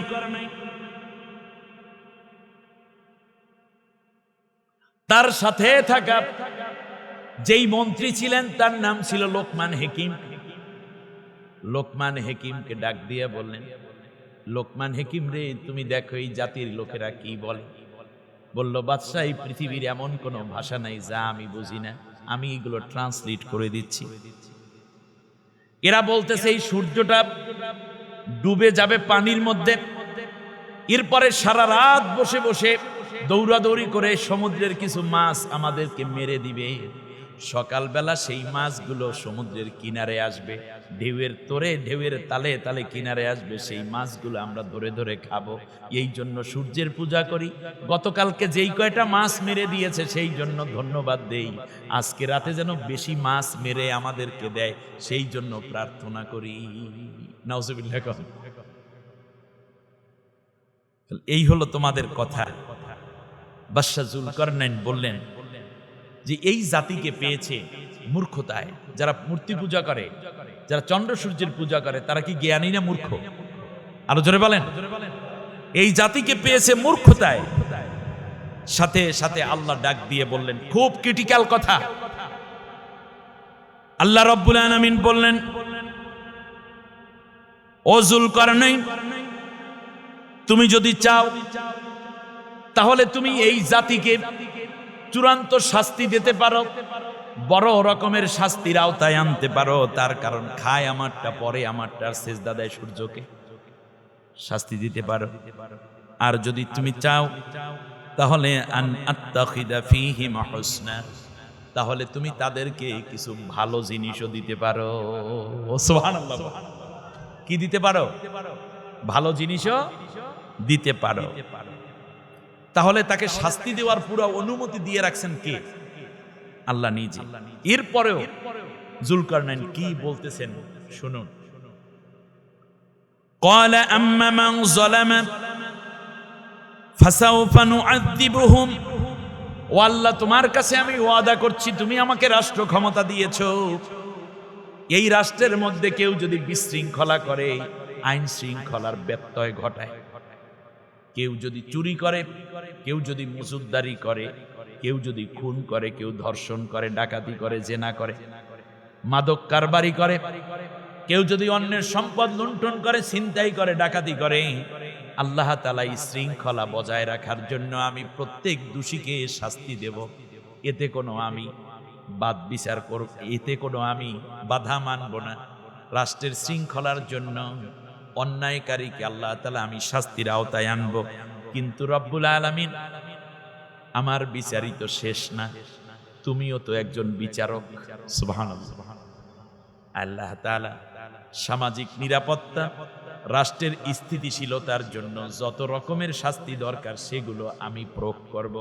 কিন্তু একজন মানুষের নৈতিক পদস্খলন, একজন মানুষের মানবতা বিধ্বংসী কোনো কাজ কিংবা গোপনে যেই গুনাহগুলো করে, যেইগুলো সমাজের মধ্যে এবং ব্যক্তির মধ্যে কুপ্রবৃত্তির সৃষ্টি করে, এই ব্যাপারে আল্লাহ আমি কোনো বাদ বিচার করব না, আমি কোনো বিচার দেব না, বিচার করব না, বরং এইগুলোর জন্য তুমি যথেষ্ট ভাই আযিবুহু আযাবান নুকরা, তাহলে তুমি তাদের বিচারের কাঠগড়ায় তুমি দাঁড় করাইও, আমি শুধু রাষ্ট্রের নিরাপত্তার জন্য যা দরকার সেই বিচারগুলো করব। সুবহানাল্লাহ। এরপর বাদশা যুলকারনাইন পরবর্তী কথাগুলো কি বলেছেন আমরা সেইগুলো শুনে একটি চমৎকার দুনিয়ার শ্রেষ্ঠতম একজন বাদশার কর্মনীতি কি, বর্তমান সরকারের কি করা উচিত, এই ব্যাপারে আলোকপাত করতে চাই ইনশাআল্লাহ। বাদশা যুলকারনাইন সামনে গিয়ে আল্লাহ তাআলাকে বললেন, আল্লাহ, আমি এই জাতির কল্যাণ সাধন করব, আর তুমি গুনাহের বিচার করবে, আর শৃঙ্খলার বিচার আমি দুনিয়ায় করব। সুবহানাল্লাহ। পরকালে গুনাহের বিচার করবেন কে? আর দুনিয়ায় কেউ যদি রাষ্ট্রের মধ্যে বিশৃঙ্খলা সৃষ্টি করে, সেই বিচার করা দায়িত্ব কার? সরকারের। জোরে বলেন কার? সরকারের, আইন শৃঙ্খলা রক্ষাকারী বাহিনী। এখানে কি পার্সিয়ালিটি চলবে, নাকি ইনসাফ এবং ন্যায়ের ভিত্তিতে বিচার হবে? ব্যাস। এজন্য বাদশা যুলকারনাইন বললেন, আল্লাহ, আমি আমার রাষ্ট্র রক্ষা করার জন্য, শৃঙ্খলা রক্ষা করার জন্য বিচার ব্যবস্থা কায়েম করব, কিন্তু পরকালের বিচারের বিষয়ে আল্লাহ চূড়ান্ত বিচার তো তুমি করবাই করবা। ও আম্মা, এই হলো রাষ্ট্রের মূল নীতি। ভালো করে বুঝুন, আজকের এই আলোচনায় মূল নীতি আমি পেশ করছি আল্লাহর কোরআনের আলোকে। ও আম্মা মান আমানা ওয়া আমিলা সালিহান ফালাহু জাযাআনিল হুসনা ওয়া সানাকুলু লাহু মিন আমরিনা ইউসরা। আল্লাহু আকবার। এবার বাদশা যুলকারনাইন দেখলেন ভঙ্গুর একটা রাষ্ট্র, এখানে শিরক হচ্ছে। এখানের মানুষগুলো রোজ আনে রোজ খাওয়া মানুষ, এখানের মানুষগুলো না খেয়ে থাকে, সবার পরনে কাপড় নাই। আমি এই মুহূর্তে এসে আমি তাদেরকে বিচার করব কি? আগে তো তাদের ক্ষুধা নিবারণ করতে হবে। আমি গতানুগতিক কোনো আলোচক না, আগে আপনাদেরকে আমি বোঝাই আমার সম্বন্ধে, তাহলে সুবিধা হবে কি কথা নিতে আপনারা পারবেন। গতানুগতিক বক্তা এবং চিন্তা আমি করতে পারিনি, একটু ব্যতিক্রম। ওই ব্যতিক্রমটুকু যদি আপনারা ধরতে পারেন তাহলে আশা করি আমি আপনি সবাই সফল হব ইনশাআল্লাহ বলি। তাহলে দেখো এখানে আল্লাহ তাআলা বললেন যে ওরা শিরক করে, রাষ্ট্রের মধ্যে কোনো শৃঙ্খলা নাই। তুমি যদি চাও তাহলে তুমি তাদের বিচার করতে পারো। আর বাদশা জুলকারনাইন এই জন্য সমানে বিচার করা শুরু করে দিয়েছেন নাকি? না। আর আমার দেশের কথাও যদি বলি, আল্লাহ তাআলার আইন দিয়ে দেশটা চলে না, আল্লাহর কোরআন অনুযায়ী রাষ্ট্রে বিধি ব্যবস্থা নাই। এরপরও জালেম শাসক আল্লাহ তাআলা যা না করতে বলেছেন সেইগুলা করেছে। নির্দোষ মানুষকে দোষী বানাইয়া ফাঁসির কাস্টে ঝুলানো পর্যন্ত রায় দিয়েছে। এমনকি কাউকে হত্যা করেছে। সর্বোপরি আয়না ঘরে ঢুকাইয়া চরম নির্যাতন করে বহু জীবন ধ্বংস করে ক্রস ফায়ার দিয়ে গুম করে শেষ করে দিয়েছে। অথচ আল্লাহ এই অধিকার কোন সরকারকে দেয়নি।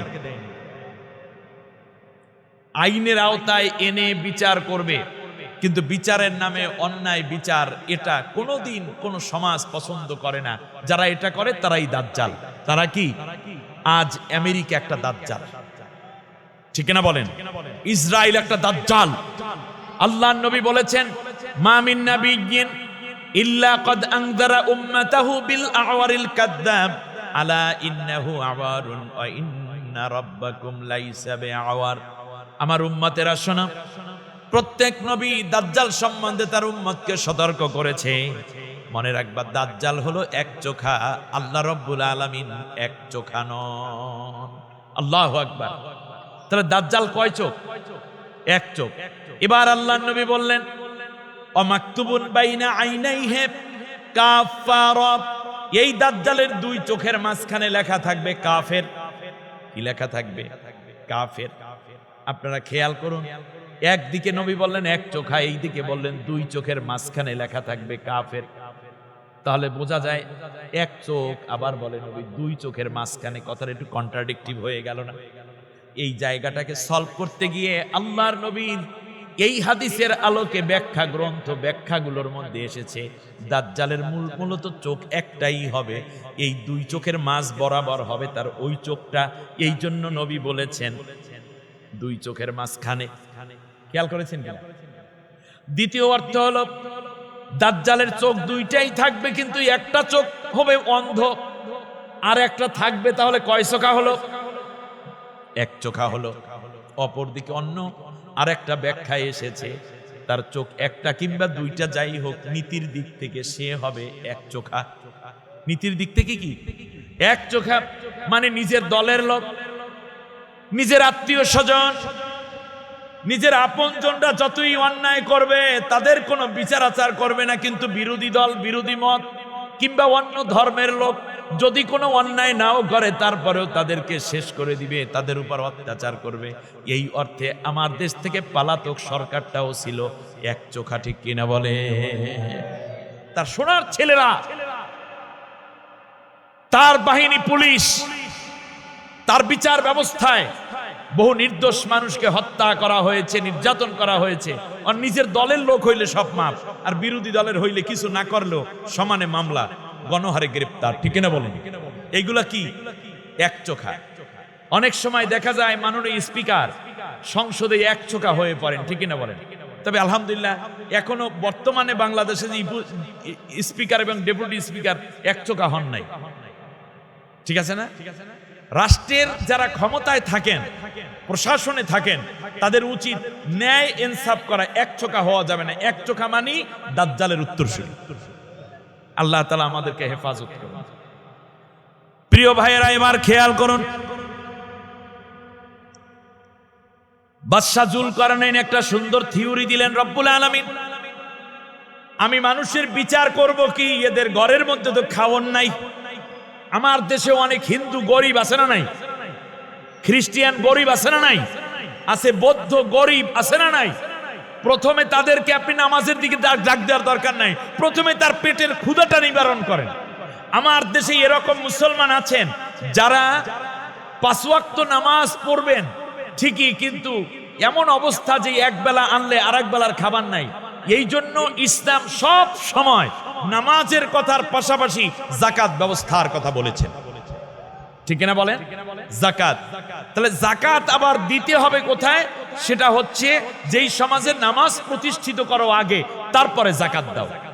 তাহলে নামাজ এবং যাকাত, নামাজ মানুষের চরিত্র সংশোধন করে, চরিত্র উন্নত করে। ইন্না সালাতা তানহা আনিল ফাহশাই ওয়াল মুনকার। অপরদিকে যাকাত মানুষের দারিদ্রতা বিমোচন করে দেয়, যার কারণে দারিদ্র্যের অজুহাতে কেউ আর বেনামাজি হওয়ার কোনো সুযোগ ইসলামী রাষ্ট্রে নাই। এজন্য আল্লাহ কোরআনের মধ্যে বলেছেন, আল্লাযীনা ইম্মাক্কান্নাহুম ফিল আরদি আকামুস সালাতা ওয়া আতাউজ যাকাতা ওয়া আমারু বিল মা'রুফি ওয়া নাহাউ আনিল মুনকার। রাষ্ট্র ক্ষমতায় ইসলাম গেলে 4টা কাজ করবে সংসদে, বিল পাস করবে। 1 নম্বরে নামাজ কায়েমের বিল। সুবহানাল্লাহ। কেউ বেনামাজি থাকবে না। স্পিকারের নেতৃত্বে সংসদের সমস্ত পার্লামেন্টারিয়ান যারা থাকবেন, সংসদ সদস্যরা নামাজ পড়বে। প্রধানমন্ত্রীর কার্যালয়ে মন্ত্রীরা নামাজ পড়বেন, সেক্রেটারিয়েটে ইমাম হবেন প্রধানমন্ত্রী। পুলিশের আইজির নেতৃত্বে ঊর্ধ্বতন পুলিশ কর্মকর্তারা নামাজ পড়বে।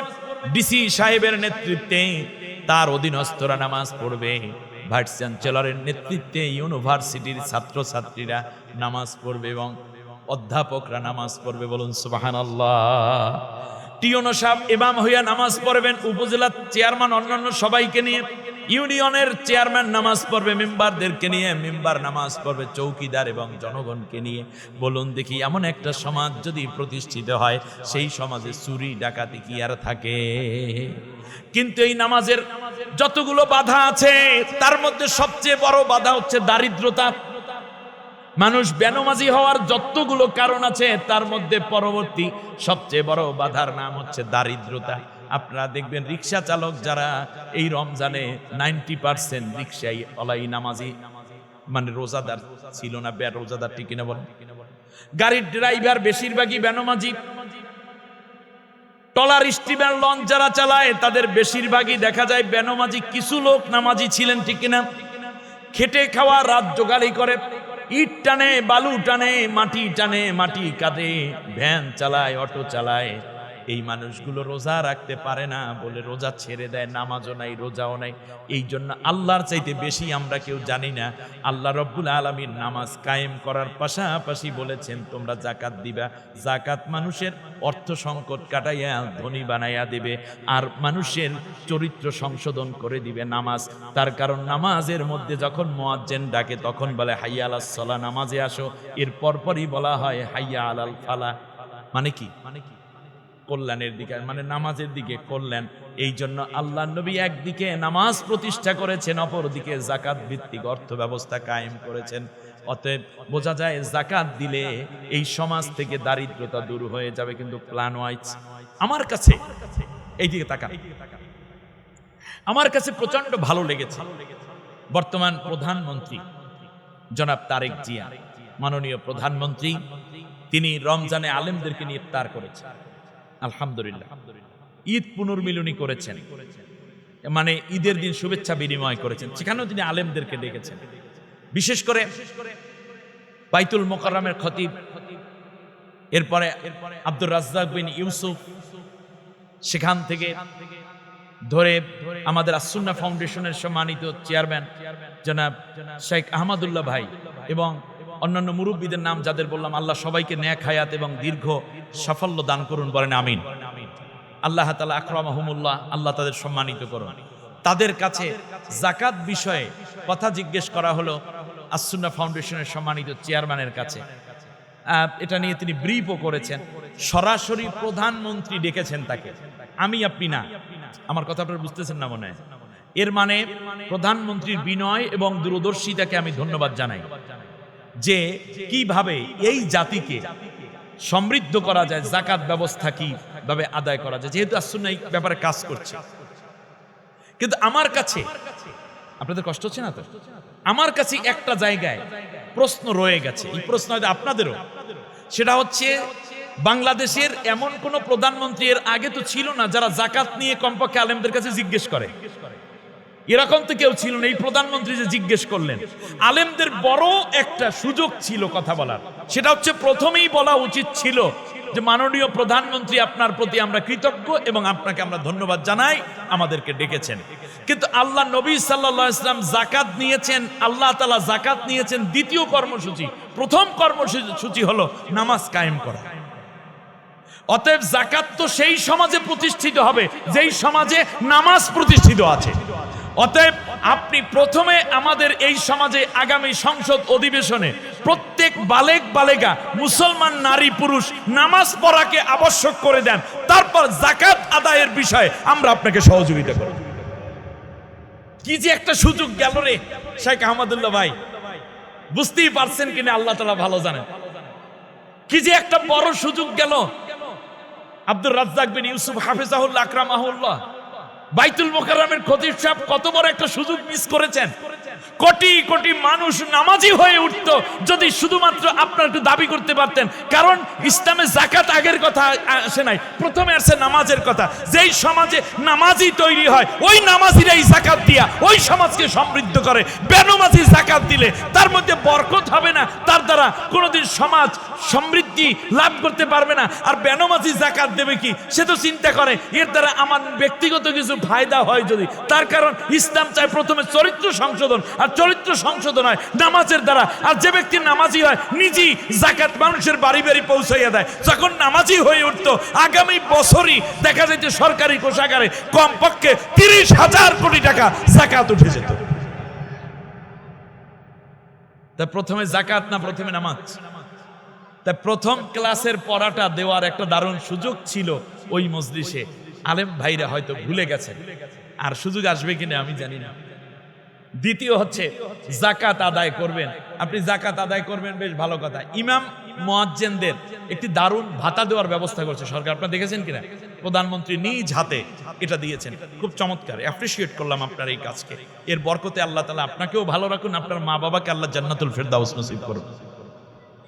সম্মানিত ভাইরা, যেটা ভালো কাজ এটার প্রশংসা করতে হবে। কিন্তু আমি মাননীয় প্রধানমন্ত্রীকে দৃষ্টি আকর্ষণ করছি, আপনাকেই বলছি মাননীয় প্রধানমন্ত্রী, আপনি জানি না আলেমদের কাছ থেকে কি পরামর্শ দিয়েছেন, কারণ ওই জায়গায় আমি গেস্ট ছিলাম না। আমি মনে করি বাংলাদেশে এমন কোন মহল্লা নাই যেই মহল্লায় মসজিদ নেই। আমি কি ভুল বলছি? এমন কোন গ্রাম নাই যেই গ্রামে একটা মসজিদ নেই।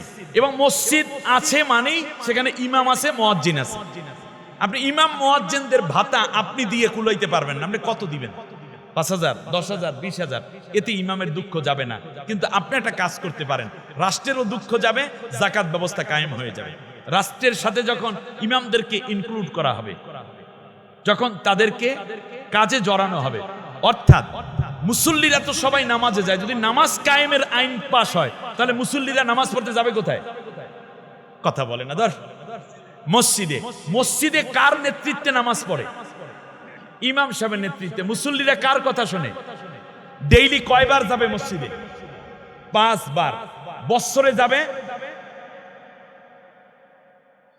365 দিনে 1 বছর, তাকে 5 দিয়ে গুণ করেন, কত হয়? প্রায় 1100-1200 বার গেল না? গেল কার কাছে? ইমাম সাহেবের কাছে। তাহলে ইমাম সাহেব ভালো করে জানেন এই মহল্লায় কার কার উপর জাকাত ফরজ। মুসল্লিদের একটা লিস্ট ইমাম সাহেবের থাকবে, এই জন্য একটা সফটওয়্যার থাকবে, মুসল্লির নাম, মোবাইল নাম্বার, তার আয় কত, তার জাকাত কত আসে, হিসাব অনুযায়ী এইটার ব্যাংক ইমাম সাহেবকে হেল্প করবে এবং এটার একটা মনিটরিং থাকবে। এই মনিটরিং এর দায়িত্ব ইমাম এবং মুয়াজ্জিনের থাকবে। কারণ হচ্ছে আল্লাহ রাব্বুল আলামিন কোরআনের মধ্যে 8 শ্রেণীর মানুষকে জাকাত নেওয়ার জন্য অনুমতি দিয়েছেন। তার মধ্যে এক শ্রেণী হলো ওয়াল আমিলিনা আলাইহা, যারা জাকাত আদায়ের কাজে লিপ্ত থাকবে। ওই কর্মচারীদের বেতনও জাকাত থেকে নেওয়ার অনুমতি দিয়ে রাখছেন কে? আল্লাহ তাআলা। ঢাকাতে প্রায় 4,000-এর অধিক মসজিদ আছে। টোটাল বাংলাদেশে প্রায় 3 লাখের কাছাকাছি মসজিদ আছে। এই মসজিদগুলোর ইমাম সাহেবদেরকে দিয়ে দেন যে আপনার এই এলাকায় কতটা বাড়ি আছে, ওই বাড়িওয়ালা কি করে, এই বাড়িওয়ালার জাকাত হয় কিনা, সাথে সাথে এইটা মনিটরিং করবে ইমাম সাহেব, থাকবে সফটওয়্যার, থাকবে প্রিন্ট করে দেওয়া মসজিদের মধ্যে, বোর্ডের মধ্যে টানানো থাকবে যে এর উপরে এত টাকা জাকাত, উনি কত টাকা জাকাত দেওয়ার সাথে সাথে তার কাছে একটা কোড চলে যাবে। ঠিক তার পাশাপাশি এই জাকাত আদায়ের পাশাপাশি সরকার তাকে একটা থ্যাঙ্কস দেবে, মাঝে মাঝে ওই মসজিদই জাকাতদাতা হিসাবে তাকে আবার সম্মানিতও করা হবে, কারণ এটা একটা ভালো কাজ, এটা প্রদর্শনের জন্য না, জাকাত দিয়ে দিবে। তাহলে দেখা যায় এক একটা মসজিদ গড়ে কম পক্ষে হলেও 1-2 কোটি টাকা জাকাত আদায় করতে পারবে। 1-2 কোটি টাকা যদি জাকাত হয়, তার মধ্যে আমেল হিসাবে, কর্মচারী হিসাবে ইমাম সাহেবের বেতন যদি 25% দেওয়া হয়, তাহলে 25 লক্ষ টাকা বেতন পাইতে পারে এখান থেকে ইমাম সাহেব। অতএব এই যে একটা উদ্যোগ নেওয়া, এখানে প্রশাসনিক সহযোগিতা নেওয়া, এখানে কারিগরি সহযোগিতা নেওয়া, এর পাশাপাশি জাকাতদাতার কার্ড করে দেওয়া হবে যে কোন মাসে মানে জাকাত কত পরিশোধ করে গেল, সেটাও লেখা থাকবে। তো ইমামের সাথে যেই মানে কানেকশন আছে মুসল্লির, তার রাষ্ট্রের কাজ নামাজ কায়েমের ব্যবস্থা করা। যদি তাহলে মসজিদে গেল, আর মসজিদের ইমাম সাহেবকে যদি দায়িত্ব দেওয়া হয় যে জাকাত আদায়ের ব্যবস্থা, তাহলে ওখান থেকে ইমাম সাহেব, মুয়াজ্জিন সাহেব তার টাকাও নেওয়ার সুযোগ আছে। অপরদিকে মানুষগুলো নামাজি হয়ে গেল, আর নামাজিরাই জাকাত দিল, দেশটা আস্তে আস্তে করে ভেতর থেকে সমৃদ্ধি লাভ করলো। সরকার প্রত্যেক মসজিদ থেকে গড়ে 2, 4, 5, 10 কোটি টাকা করে গড়ে এরকম জাকাত পেয়ে যাবে, আর ইমাম সাহেবরাও সমৃদ্ধি লাভ করবে। অপরদিকে আমার দেশের মধ্যেও আর কোনো দারিদ্রতা থাকবে না। তাহলে আপনারা বলুন তো দেখি, মাছ রান্না কইরা খাওয়া আগে নাকি মাছ ধরা আগে? আগে ধরতে হবে তো নাকি? আচ্ছা, তাহলে মাছ ধরার জন্য আল্লাহ দিয়েছেন কি? নামাজ। তোমরা সবাই মসজিদে যাও। সবাই কোথায় যাও? মসজিদে যাও। নারী পুরুষ সকলেই তো মসজিদে যাবে নাকি? নারীরাও গেল। তাই মসজিদের মধ্যে আছে ইমাম সাহেব, ওই মসজিদের ইমাম সাহেব কল্যাণ দিবে, এখান থেকে সরকার দারুণ লাভবান হতে পারে। অতএব এর উপরে প্রয়োজনে গবেষণা করে 3 দিন 5 দিন 7 দিন ব্যাপী সেমিনার হতে পারে।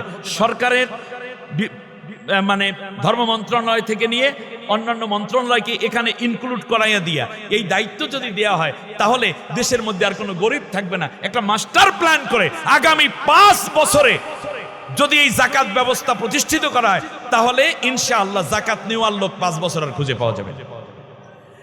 এখন বাদশাহ জুলকারনাইন কি করতেছেন? বাদশাহ জুলকারনাইন বলতেছেন, শোনো ও আমার আল্লাহ, আপনি শুনুন, এই রাষ্ট্রের মধ্যে আমি সর্বপ্রথম কেউরে শাস্তি দেব না, বরং আগে তাদের দুঃখ দুর্দশা লাঘব করব। সুবহানাল্লাহ বলেন। সেই জন্য আমি কি করব? আম্মা মান আমানা ওয়া আমিলা সালিহান ফালাহু জাযাআনিল হুসনা ওয়া সানাকুলু লাহু মিন আমরিনা ইউসরা। সুবহানাল্লাহ। বাদশাহ জুলকারনাইন বলতেছেন, আল্লাহ গো, আমি একটা কাজ করব, সেটা হচ্ছে এই যে বন্যার পানি, সমুদ্রের পানিতে মানুষগুলো ডুবে যায়, এই ডুবে যাওয়ার ক্ষেত ফলা নষ্ট হয়ে যায়, ঘরবাড়ি ডুবে যায়, পুকুর ঘাট শেষ হয়ে যায়, আমি সর্বপ্রথম এই বিশাল ভূখণ্ডের 4 পাশ দিয়ে একটা বেড়ি বাঁধ তৈরি করে দেব, যাতে জনপদে পানি ঢুকে বন্যার সময় ক্ষতি করতে না পারে, কারণ আমি দেশের সরকার, এটা তো আমার কর্তব্য। এরপরে কি করবো আল্লাহ? এবার আল্লাহর কাছে কর্মসূচি ঘোষণা করে। সুবহানাল্লাহ বলেন। কার কাছে? সামনের অধিবেশনে।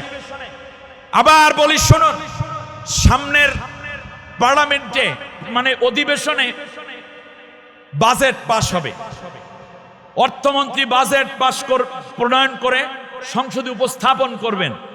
যেহেতু সংখ্যাগরিষ্ঠ, তারা হ্যাঁ বললে সব পাস হয়ে যাবে।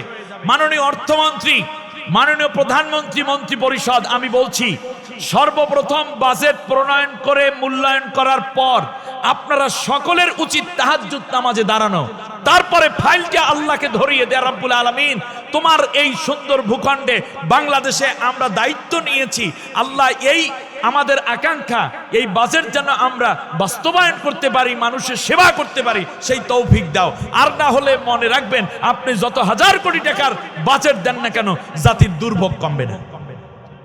সামান্য যুদ্ধ বাজলো ইরানে আর ইসরায়েল আমেরিকায়, বাংলাদেশের তেল নিয়ে কি তেলেসমত শুরু হয়ে গেছে।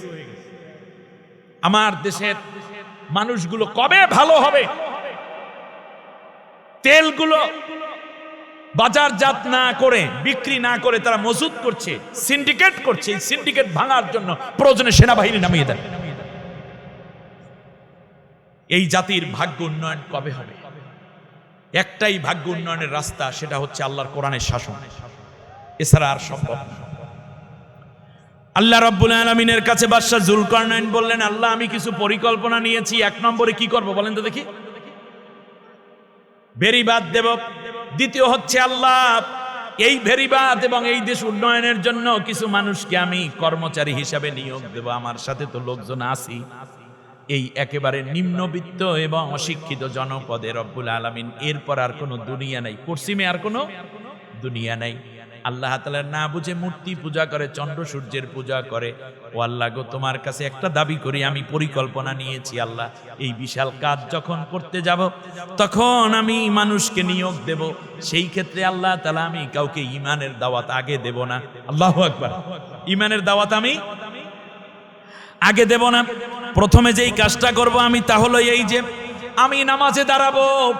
যারা দেখবো এই দেশের বাদশা নামাজে আর সেই এত বড় উন্নয়ন কাজ করে, এই লোকটাই যেই কাজ করে আমরাও সেই কাজ করব, তখন আমি তাকে ঈমানের কথা বলবো। মূর্তি পূজা ছেড়ে দাও, সূর্যের পূজা ছেড়ে দাও, তোমরা সবাই আসো, একত্রিত হয়ে আমরা এক আল্লাহর পূজা করি। এর মানে হচ্ছে দেশের সরকার প্রধান, দেশের শাসক যেই রকম হয়, জনগণ সেই রকম কাজ করে উৎসাহ পায়, ঠিক কিনা? বিগত সরকার অন্যায়কে এমন ভাবে প্রমোট করেছে যে অন্যায় করলেই মনে হয় যেন শান্তি। নাউজুবিল্লাহ পড়ে। অন্যায় করাই ছিল তাদের ঐতিহ্য। আর বর্তমান গভর্নমেন্ট এসছেন, আমি দেখেছি প্রধানমন্ত্রী যথেষ্ট ভদ্র, খুব ঠান্ডা মাথার মানুষ। আমি বিশ্বাস করি বেগম খালেদা জিয়ার সন্তান, শহীদ জিয়ার সন্তান বাংলাদেশের সাথে আত্মঘাতী কোনো কাজ করবেন না, মানুষের সাথে প্রতারণা করবেন না। ক্ষমতা দেওয়া নেওয়ার মালিক আল্লাহ তাআলা, সুতরাং আপনি আপনার জায়গায় ইস্তেকামাত থাকুন। কোন চাটুকারের কথায় আপনি পথ হারাবেন না। দেশের মানুষ আপনার সাথে থাকবে, আল্লাহ আপনার সাথে থাকবেন। আমি বিশ্বাস করি এই কর্মসূচিগুলো আপনি যেভাবে হবেন, আপনি দেখবেন আল মারউ আলা দীনি মুলুকিহি। নবীজিও বলেছেন যে দেশের মানুষ সরকারের চরিত্র, ওসমান রাদিয়াল্লাহু তাআলা থেকে বর্ণিত, ওসমান রাদিয়াল্লাহু তাআলা বলেন যে দেশের মানুষ সরকারের মানে রাষ্ট্রের সরকারের মতো হয়ে যায়, অর্থাৎ দেশের শাসকের মতো দেশের মানুষেরা চরিত্রবান হয়ে ওঠে। অতএব আমাদের প্রধানমন্ত্রী যেই চরিত্রের, দেশের মানুষ সেই চরিত্র ধারণ করবে, এটাই স্বাভাবিক। তার দলের লোক সেই চরিত্রবান হবে। অপরদিকে বাদশা যুলকারনাইন বলেন, আল্লাহ তাআলা আমি যা করব আমার দেখা দেখি এই জনগণ যখন বুঝবে যে আমি সরকার প্রধান, বিশাল কাজের অ্যারেঞ্জমেন্ট আমি করতেছি প্রত্যেক ফ্যামিলির জন্য। এই যে সরকার ফ্যামিলি কার্ড দিচ্ছে, কিন্তু যুলকারনাইন বলছেন আল্লাহ ফ্যামিলি কার্ড না, আমি যা দেবো শোনো, প্রত্যেকের জন্য স্থায়ী বসবাসের ঘর তুলে দেব, অর্থাৎ বিল্ডিং করে দেব। দ্বিতীয় হচ্ছে প্রত্যেকের জন্য একটা করে পুকুর করে দেব, প্রত্যেকের জন্য 2টা গরু দেব, 3টা ছাগল দেব, পুকুরের মধ্যে মাছ ফ্রি ছেড়ে দেব, প্রত্যেকের জন্য বাহন দিয়ে দেব, যাতে করে তারা আর দারিদ্রতার মধ্যে না থাকে। আপনারা বুঝতেছেন না মনে হয়? ব্যাস এই কথাগুলো আল্লাহ তাআলা যখন আমি করব, তখন আমি সর্বপ্রথম কাদেরকে দেব, সেটা হচ্ছে এই যে মান আমানা ওয়া আমিলা সালিহান ফালাহু জাযাআনিল হুসনা। আল্লাহ তাআলা যারা ঈমান আনবে আমি তাদেরকে দ্বিগুণ করে দেব। সুবহানাল্লাহ। জাযাআনিল হুসনা, আল্লাহ আমি দ্বিগুণ দেব, বাড়িয়ে দেব। বাড়িয়ে দেব কেন? তার কারণ এটা একটা দাওয়াত। এটা কি একটা, আপনি সারা জীবন তাবলীগ করিয়া যা না হবে, সরকার প্রধান যদি উদ্যোগ নেন 1 মিনিটে তার চেয়ে অনেক গুণ বেশি কাজ করতে পারেন। যেমন আমি, আপনি, বক্তা, ইমাম, খতিব, পীর, মাশায়েখ, তাবলীগ সবাই দাওয়াত দেই, আসেন ভাই নামাজ পড়ি, নামাজ পড়ি। সরকার আমাদের প্রধানমন্ত্রী দাঁড়িয়ে যদি 1 মিনিট বলেন আজ থেকে নামাজ কায়েমের বিল পাশ করা হোক, যারা পক্ষে আছেন তারা হা বলুন, আগামী কাল থেকে সব জায়গায় নামাজি হয়ে উঠবে, আর কেউ বেনামাজি থাকবে না। আমার কথা আপনাদের বুঝে আসছে?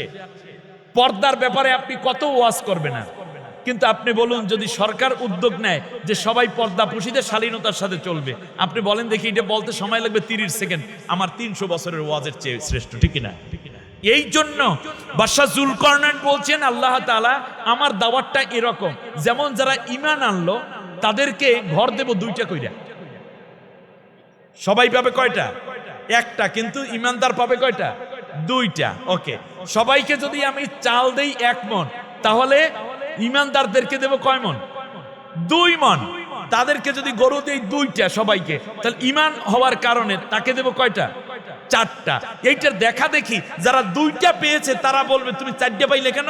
আমি তো বলছি লা ইলাহা ইল্লাল্লাহ কালেমা আমি পড়েছি, এই কারণে। বাদশাহ জুলকারনাইন নামাজ পড়ে, আমিও নামাজ পড়ি। ও, নামাজ পড়লে দ্বিগুণ পাওয়া যায়, লা ইলাহা ইল্লাল্লাহ পড়লে দ্বিগুণ পাওয়া যায়, তাই আমিও পড়বো লা ইলাহা ইল্লাল্লাহ, আমিও পড়বো নামাজ, আমিও রাখবো রোজা। এই যে একটা দাওয়াতি কাজ, অর্থাৎ একজন সরকার যেই রকম হয়, রাষ্ট্রপ্রধান যেই রকম হয়, দেশের মানুষ সব সেই রকম হয়ে যায়। আমার কথা আপনাদের বুঝে আসছে? এইটা হলো বাদশাদের দাওয়াত। বাদশাদের দাওয়াত বাদশার মতো হয়। আল্লাহ তাআলা এরপর সানাকুলু লাহু মিন আমরিনা ইউসরা, আল্লাহ তাআলা এই কাজের জন্য আমি কিছু লোক নিয়োগ দিয়ে যখন ইন্টারভিউ দেব, ইন্টারভিউ নেয়ার সময় আল্লাহ তাআলা যারা ইমানদার হবে, পরহেজগার হবে, তাদের ইন্টারভিউটা আমি সহজ করে দেব, সোজা করে দেব। সুবহানাল্লাহ।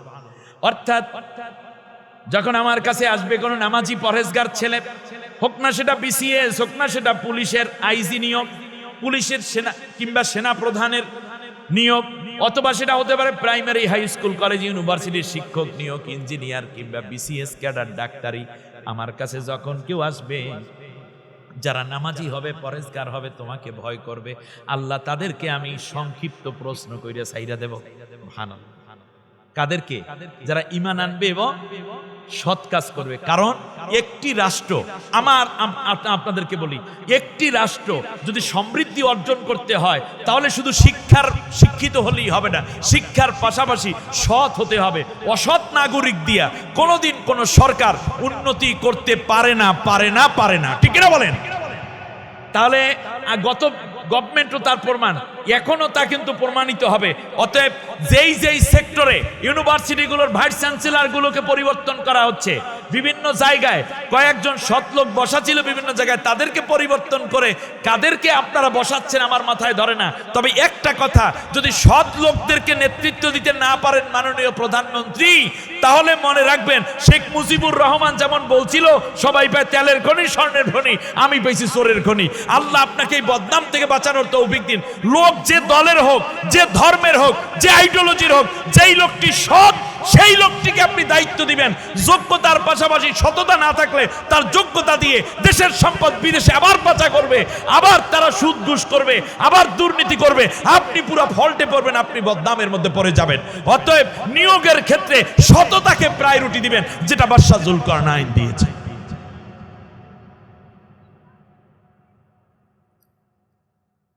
আল্লাহ রাব্বুল আলামিন বলেন সুম্মা আতবাআ সাবাবা, এরপর বাদশাহ জুলকারনাইন রওনা করলেন।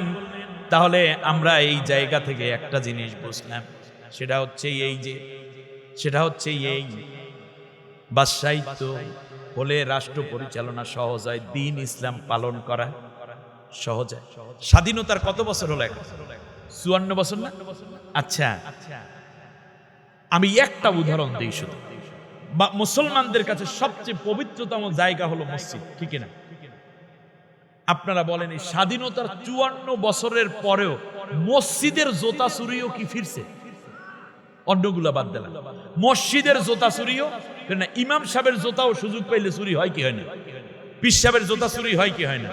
যেদিন দেখলাম আমাদের হানজালা ভাই, আমাদের হানজালা আমার চেয়ে বয়সে ছোট কিন্তু খুব অভিজ্ঞ, আল্লাহর ওলি, মর্দে মুজাহিদ হাজী শরীয়তুল্লাহর বংশধর, আমি বিশ্বাস করি সংসদে তিনি ভূমিকা পালন করতে পারবেন। এখন আপনি দেখেন সেই বেচারা সংসদের মধ্যে জুতা খুইলে কি যেন অজু নাকি করতেছিল, পিছনে তাকাই দেয় জুতা চোরে নিয়ে হারাই ফেলাইছে, খালি মোজা পাই দিয়ে সংসদ থেকে বের হওয়া লাগছে। এটা জাতির জন্য কত লজ্জাজনক একটা ঘটনা। মসজিদের মধ্যে লেখা থাকে জুতা চোর থেকে সাবধান, আবার লেখায় এই মসজিদে জুতা চুরি হয়, আবার আর একটা নেম প্লেটের মধ্যে লেখা যে জুতা চুরি হইলে মসজিদ কর্তৃপক্ষ দায়ী থাকবে না। শেষকালে দেখলাম ওই কোনায় আরেক জায়গায় লেখা আছে ভালো শব্দ, যে 2 জুতা 2 বাক্সে রাখেন তাহলে আর চুরি হবে না।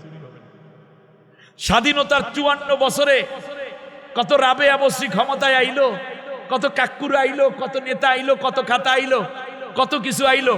মসজিদের মতো জায়গায় এক জোড়া জুতার নিরাপত্তা দিতে পারে নাই যেই জাতি, সেই জাতি কি হবে ভবিষ্যতে জানি। তবে একটা কথা বলুন, আল্লাহর নবী যে রাষ্ট্র চালাইছেন কোরআন দিয়া, সেখানে রাষ্ট্রের মসজিদ তো দূরের কথা, সেখানে একটা ঘরের দরজা খুলে মানুষ ঘুমিয়েছে, কোনো চোর কি ছিল? তার কারণ সেখানে কোরআনের শাসন ছিল, সেখানে আল্লাহর আইন ছিল বিধায় কোনো ডাকাতি ছিল না, আল্লাহর আইন ছিল বিধায় সেখানে কোনো ধর্ষণ জেনা ছিল না, আল্লাহর আইন ছিল বিধায় কোনো মাদক কারবারি ছিল না, ডাকাতি ছিল না। সুতরাং যেহেতু পার্লামেন্টে বিশাল এক সংখ্যাগরিষ্ঠতা নিয়ে সরকার গঠন করেছে জনাব তারেক জিয়ার নেতৃত্বে, পাশেই আছে আল্লাহর কোরআনের পক্ষের বিরোধী দল হিসাবে, পাশে তারা বসে থাকে সংখ্যায় কম। আরে জনাব তারেক জিয়া মাননীয় প্রধানমন্ত্রী, আপনি একটা বারের জন্য পরীক্ষামূলক আল্লাহ তাআলার 4টা আইন আপনি বাস্তবায়ন করেন, পরীক্ষামূলক। 1 নম্বর, নামাজ কায়েমের আইন, যাকাত দেওয়ার আইন, চোরের হাত কাটার আইন, জিনার বিরুদ্ধে আইন। এই 4টা আইন আপনি বাস্তবায়ন করুন, আপনার নাম ইতিহাসে স্বর্ণাক্ষরে শুধু নয়, আল্লাহর আরশেও সন্তুষ্টির ভাবে থাকবে, কারণ আপনি আল্লাহর কোরআনের আইনের পক্ষে কথা বলেছেন। ক্ষমতা দেওয়া নেওয়ার মালিক আল্লাহ, তাতে আপনার দলও যাইবে না, আপনার প্রধানমন্ত্রীগিরিও যাইবে না। এই 4টা আইন আপনি বাস্তবায়ন করুন, দেশের সব মানুষ আপনার পক্ষে থাকবে, বিরোধী দলও আপনার হয়ে যাবে। আল্লাহ যেন কবুল করেন। সম্মানিত ভাইরা, বাদশাহ জুলকারনাইন চলে গেলেন এবার এমন এক জায়গায়, যেই জায়গায় সূর্য উদিত হয়। সেখানে গিয়ে দেখলেন মানুষেরা সূর্য উদিত হওয়ার পর খুব বেশি কষ্ট পায়। বাদশাহ জুলকারনাইন আল্লাহ তাআলার ডাক দিয়ে কয়, রব্বুল আলামিন, আয় আল্লাহ তাআলা, তোমার কাছে একটা দোয়া করি, আল্লাহ এমন কিছু ছায়ার ব্যবস্থা করে দাও যেই ছায়ার দ্বারা আমার দেশের মানুষগুলো ভালো থাকবে। সুবহানাল্লাহ বলেন। সূর্য উদয়ের দেশ জাপানের এই অঞ্চলে চলে গেছে। আল্লাহ রাব্বুল আলামিন বাদশার দোয়া কবুল করলেন, কারণ নেককার বাদশা যেই দোয়া করে ওই দোয়াও কবুল করে নেন কে? আমি আপনি 1,00,000 বার দোয়া করলে যা না হয়, দেশের সরকার প্রধান দোয়া করলে তার চেয়ে বেশি লাভবান, তার কারণ তিনি সব মানুষের আমানতদার। কিন্তু সব বাদশারা তো আর আল্লাহর কাছে দোয়া করে না। আল্লাহর কাছে দোয়া করলে ওই রাষ্ট্রের মধ্যে রহমত এবং বরকত দিয়ে ধন্য করে দিবেন কে? বাদশা জুলকারনাইন দোয়া করলেন, আল্লাহ, আল্লাহ তাআলা দয়া করে তুমি আমাকে, ও মাবুদ, এমন একটা ব্যবস্থা করো যেন আমার জনগণ সূর্যের তাপে কষ্ট না পায়। আল্লাহ রাব্বুল আলামিন বললেন, জুলকারনাইন তোমার দোয়া কবুল হয়ে গেছে। আমি আল্লাহ পৃথিবীতে সূর্যের নিচে এমন কিছু মেঘমালা তৈরি করে দিব যেইগুলো স্থায়ী থাকবে, তোমার এই জনপদের মানুষগুলো আর সূর্যের প্রচন্ড তাপে কষ্ট পাবে না। ওইগুলো হইল গাছরা মেঘ। আপনারা দেখবেন কিছু মেঘ আছে পূর্বাকাশে, যেই মেঘগুলো কখনো নড়ে না, সরে না। এইটা হলো বাদশা জুলকারনাইনের দোয়ার মেঘ। এবার খেয়াল করুন, সুম্মা আতবা সাবাবা হাত্তা ইদা বালাগা বাইনাস সাদ্দাইনি ওয়াজাদা মিন দুনিহিমা লা ইয়াকাদুনা ইয়াফকাহুনা কওলা। তিনি চলে গেলেন এমন একটা জায়গায়, যেই জায়গায় যাওয়ার পরে পৃথিবীর উত্তর প্রান্ত শেষ হয়ে গেল। বাদশা জুলকারনাইন দেখতে পেলেন এখানের মানুষেরা বলতেছে, ক্বালু ইয়া যাল কারনাইন ইন্না ইয়াজুজা ওয়া মাজুজা মুফসিদুনা ফিল আরদি ফাহাল নাজআলু লাকা খরজান আলা আন তাজআলা বাইনানা ওয়া বাইনাহুম সাদ্দা। আমার বাদশা গো, আমাদের এই ভূখণ্ড, এই মাঝখানে একটা বড় একটা বিল, এই যে চলন বিল আছে না রাজশাহীতে, এইরকম একটা বিল, ওই পাশে যারা বাস করে ওখানে বাস করে ইয়াজুজ এবং মাজুজ। ইয়াজুজ মাজুজের কান্না উজুহাহুমুল মিজানুল মুতরাকাত। আল্লাহ নবী বলেছেন ইয়াজুজ মাজুজ হবে দাজ্জালের প্রেতাত্মা, দাজ্জালের সহগুরী। তারা সাইজে খাটো হবে, চুলগুলো কোকড়ানো, কপালটা ছোট, চোখ দুইটা ছোট ছোট, ঠোঁট থাকবে তাদের মোটা মোটা। নবী বলেছেন ইয়াজুজ মাজুজের আলামত। আল্লাহর নবী বলেন ইয়াজুজ মাজুজ পৃথিবীতে অসংখ্য ছড়িয়ে পড়বে। তারা পাহাড়, সমুদ্র, নদ নদী, গাছপালা সব লুটপাট করে খাবে। অতএব যারা লুট কইরা খায় তারা ইয়াজুজ মাজুজের খালাতো ভাই, ঠিক কিনা? এইবার খেয়াল করুন, এই লোকেরা বলতেছে, ও বাদশাহ আমাদের অবস্থা খুব খারাপ, আমরা ফসল লাগাই, ইয়াজুজ মাজুজরাই সেইগুলো সব নিয়ে যায়, আমরা পুকুরে মাছ ছাড়ি, তারা এই মাছগুলো নিয়ে যায় রাত্রে ধইরা, আমাদের পশু পাখিগুলো আমরা লালন করি, রাত্রে আইসা আমাদের গরু মহিষ উট দুম্বা বকরি ভেড়া সবগুলো তারা লুটপাট কইরা নিয়ে যায়, আমরা বড় সমস্যায় আছি। ও বাদশাহ দয়া করে আপনি এদের থেকে আমাদেরকে বাঁচানোর ব্যবস্থা করেন। আল্লাহু আকবার। বাদশাহ জুলকারনাইনকে এবার বলল, বাদশাহ ওরা যেন আসতে না পারে সেই জন্য আপনি একটা বড় ওয়াল তৈরি করে দেন। আল্লাহু আকবার। ক্বালা মা মাক্কান্নী ফীহি রাব্বি খায়রুন ফাআইনুনি বিকুওয়াতিন আজআল বাইনাকুম ওয়া বাইনাকুম রাদমা আতুনি জুবারাল হাদীদ হাত্তা ইদা ساوى بين الصدفين قال انفخوا حتى إذا جعله نارا قال آتوني أفرغ عليه قطرا। এটাই আজকের মতো শেষ কথা। বাদশাহ জুলকারনাইন বললেন, এত বড় একটা কাজ, পরাশক্তি বিশ্ব ওই শক্তির হাত থেকে, জালেমের পার্শ্ববর্তী জালেম রাষ্ট্রের হাত থেকে বাঁচতে হলে জাতির মধ্যে ঐক্য করা দরকার। আপনারা বুঝতেছেন না কথা? আমি বিশ্বাস করি আপনারা আমার চেয়েও বেশি জ্ঞান নিয়ে বসেছেন। পাশের রাষ্ট্র যখন দখলদার হয়, ইয়াজুজ মাজুজের মতো হয়, তখন অভ্যন্তরীণ রাষ্ট্রের সমস্ত দল মত ধর্ম সবার মধ্যে কি দরকার? ইস্পাত প্রাচীর ঐক্য গড়ে তুলতে হবে। বাদশাহ জুলকারনাইন এবার বলছেন, আমি যদি চাই তাহলে আমি একাই এই কাজ কইরা দিতে পারি, কিন্তু না, এটা জাতীয় সমস্যা। অন্য রাষ্ট্র, পাশের রাষ্ট্র আইসা আমাদের দেশে হত্যাযজ্ঞ চালায়, আমাদের নারীর ইজ্জত লুণ্ঠন করে, আমাদের সম্পদ লুট করে নেয়। এই সম্পদ শুধু একা সরকার রক্ষা করতে পারবে না, এবং রক্ষা করা তার দায়িত্ব না। আসো আমরা সবাই মিলে ঐক্যবদ্ধ আগে হই, এই জন্য তোমরা সবাই একমত কিনা? তখন জাতির লোকেরা বলল, ও বাদশাহ জুলকারনাইন, আমরা সমস্যায় আছি, আপনি নেতৃত্ব দেন, যা দরকার আমরা সব দিয়ে আপনাকে সহযোগিতা করব।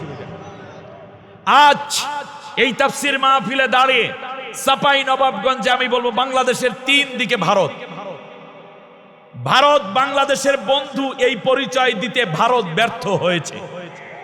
স্বাধীনতার 54 বছরে তারা বন্ধু এমন একটি কাজও ভারত বাংলাদেশের জন্য করতে পারে নাই, বরং যা শত্রুতার যা দরকার তা সবকিছু তারা প্রদর্শন করেছে।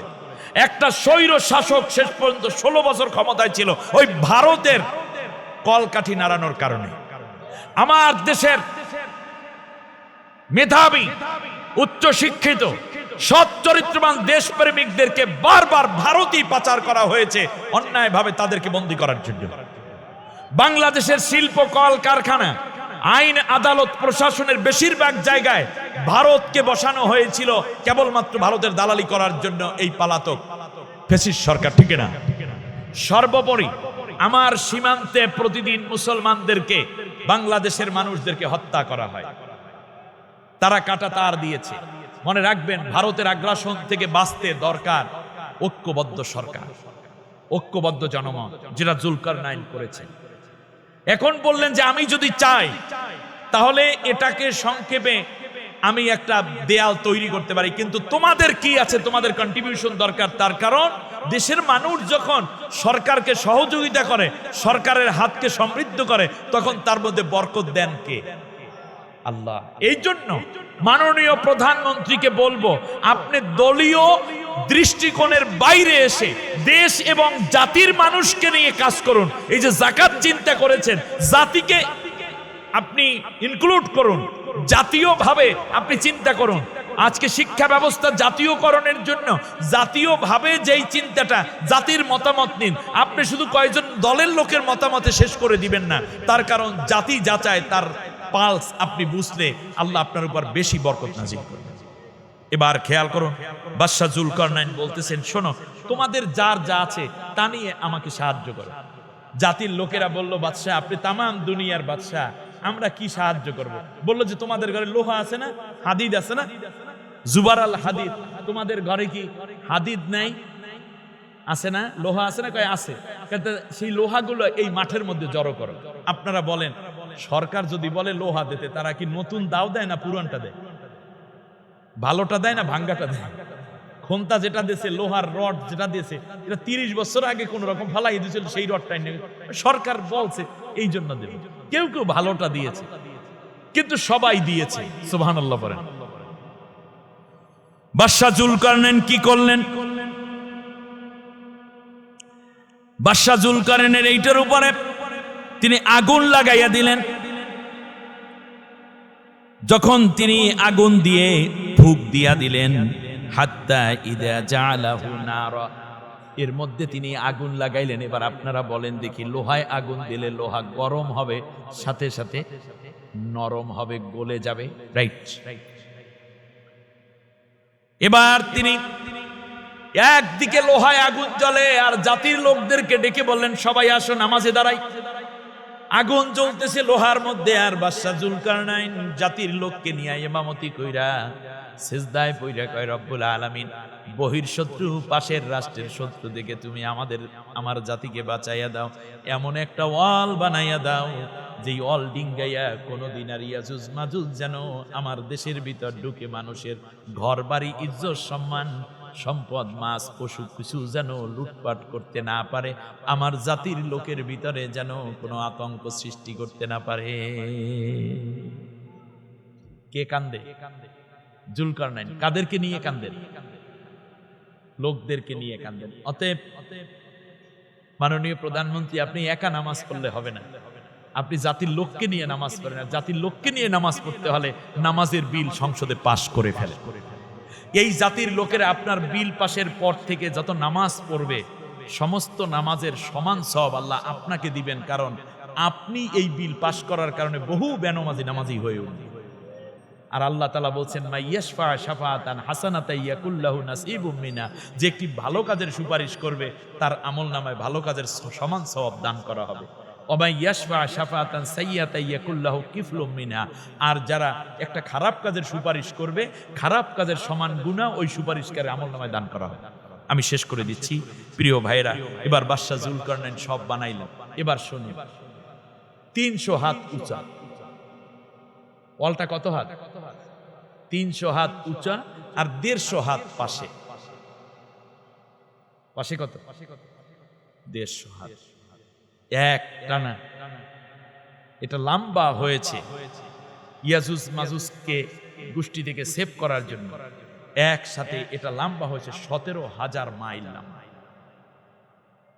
17,000 মাইল লম্বা, 300 হাত উঁচা, 150 হাত পাশে, একটা ওয়াল। এই এক ওয়াল সারা হয়ে গেছে। কেউ কেউ বলতেছে এটা চীনের প্রাচীর হবে, এটা বানিয়েছে বাদশাহ জুলকারনাইনের সময়, কিন্তু এটা না, অন্য কোথাও এটা হবে, কারণ পৃথিবীর একের উত্তর প্রান্ত পর্যন্ত কেউ যেতেই পারে নাই, তাই না? তো বাদশাহ জুলকারনাইন এই জিনিসটা তৈরি করে দিলেন। তৈরি করা শেষ, এবার তিনি বললেন যে তোমরা একটা কাজ করো, আতুনি উফরিগা আলাইহি কেতরা, তোমরা একটু পিতল নিয়ে আসো।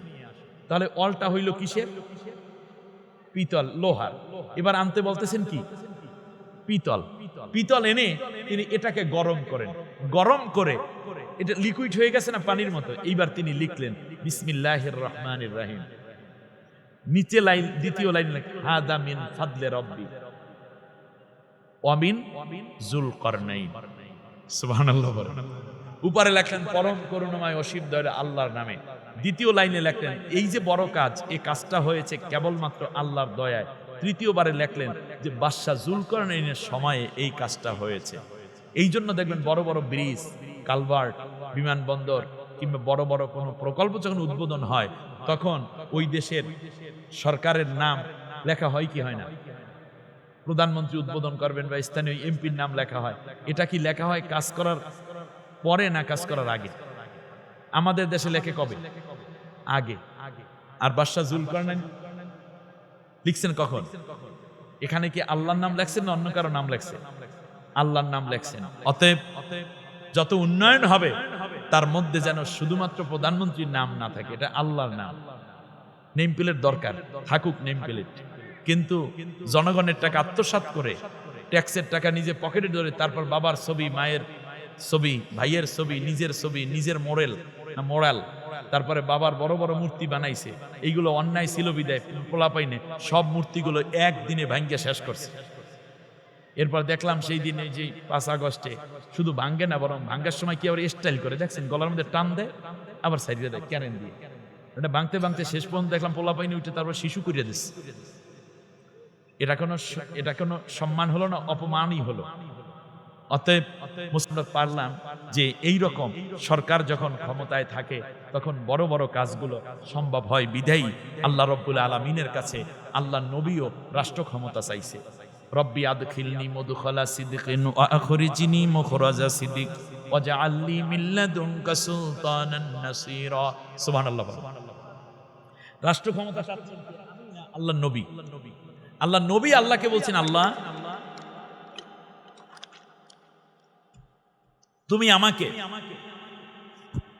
তোমার কোরআনের হুকুমাত, তুমি যে বিধান দিলা, কিন্তু আমি দেখাইতে পারলাম না, এগুলো রাষ্ট্রীয় আইন সব বন্ধ, 500 আয়াত। আল্লাহ তুমি আমাকে রাষ্ট্র ক্ষমতা দাও, আমি যেন রাষ্ট্রের মধ্যে তোমার হুকুম প্রতিষ্ঠা করে আমি যেন ইসলামের বিজয় করতে পারি। তুমি যে বিধান দিলা, কিন্তু আমি দেখাইতে পারলাম না, এগুলো রাষ্ট্রীয় আইন সব বন্ধ, 500 আয়াত। আল্লাহ তুমি আমাকে রাষ্ট্র ক্ষমতা দাও, আমি যেন রাষ্ট্রের মধ্যে তোমার হুকুম প্রতিষ্ঠা করে আমি যেন ইসলামের বিজয় করতে পারি। যারা বলে আমাদের সমতা দরকার নাই, এরা নবীর চেয়ে বেশি বুজুর্গ হয়েছে নাকি? আল্লাহ নবী 10 বছর রাষ্ট্র চালায় নাই? রাষ্ট্রপ্রধানকে নবীজি, প্রধান বিচারপতিকে নবীজি, সেনা প্রধানকে নবীজি, এত কিছু মিলাইয়া আল্লাহ নবী রাষ্ট্র পরিচালনা করলেন 10 বছর। এটা কি নবুয়তের বাইরের কাজ না ভিতরের কাজ? তাহলে রাষ্ট্র পরিচালনা করাও নবী ওয়ালা কাজ। ঠিক তার পাশাপাশি নবী কি এই রাষ্ট্র পরিচালনা করেছেন, এত কষ্ট করেছেন রাষ্ট্রের জন্য, বলুন এটা কি গুনার নিয়তে না সওয়াবের নিয়তে? তাহলে বোঝা যায় রাষ্ট্র পরিচালনা করাও কি কাজ? সওয়াবের কাজ। আপনি পীরন বুজুর্গন, আপনি পারেন না ভালো কথা, কিন্তু যারা কোরআন শাসন কায়েম করতে চায় তাদেরকে সমর্থন দিবেন, তাদের বিরুদ্ধে ফতুয়া দিয়া কপালটা পুইরেন না। শুধু তাই না, দাউদ আলাইহিস সালাম রাষ্ট্রপ্রধান ছিলেন না? সুলাইমান আলাইহিস সালামকে আল্লাহ তামাম দুনিয়ার বাদশাহী তো দেন নাই? তারা নবী ছিলেন না? তার রাষ্ট্র পরিচালনা করা কি ওয়ালা কাজ? নবী ওয়ালা কাজ। কথা বলে না কি ওয়ালা কাজ? নবী ওয়ালা কাজ।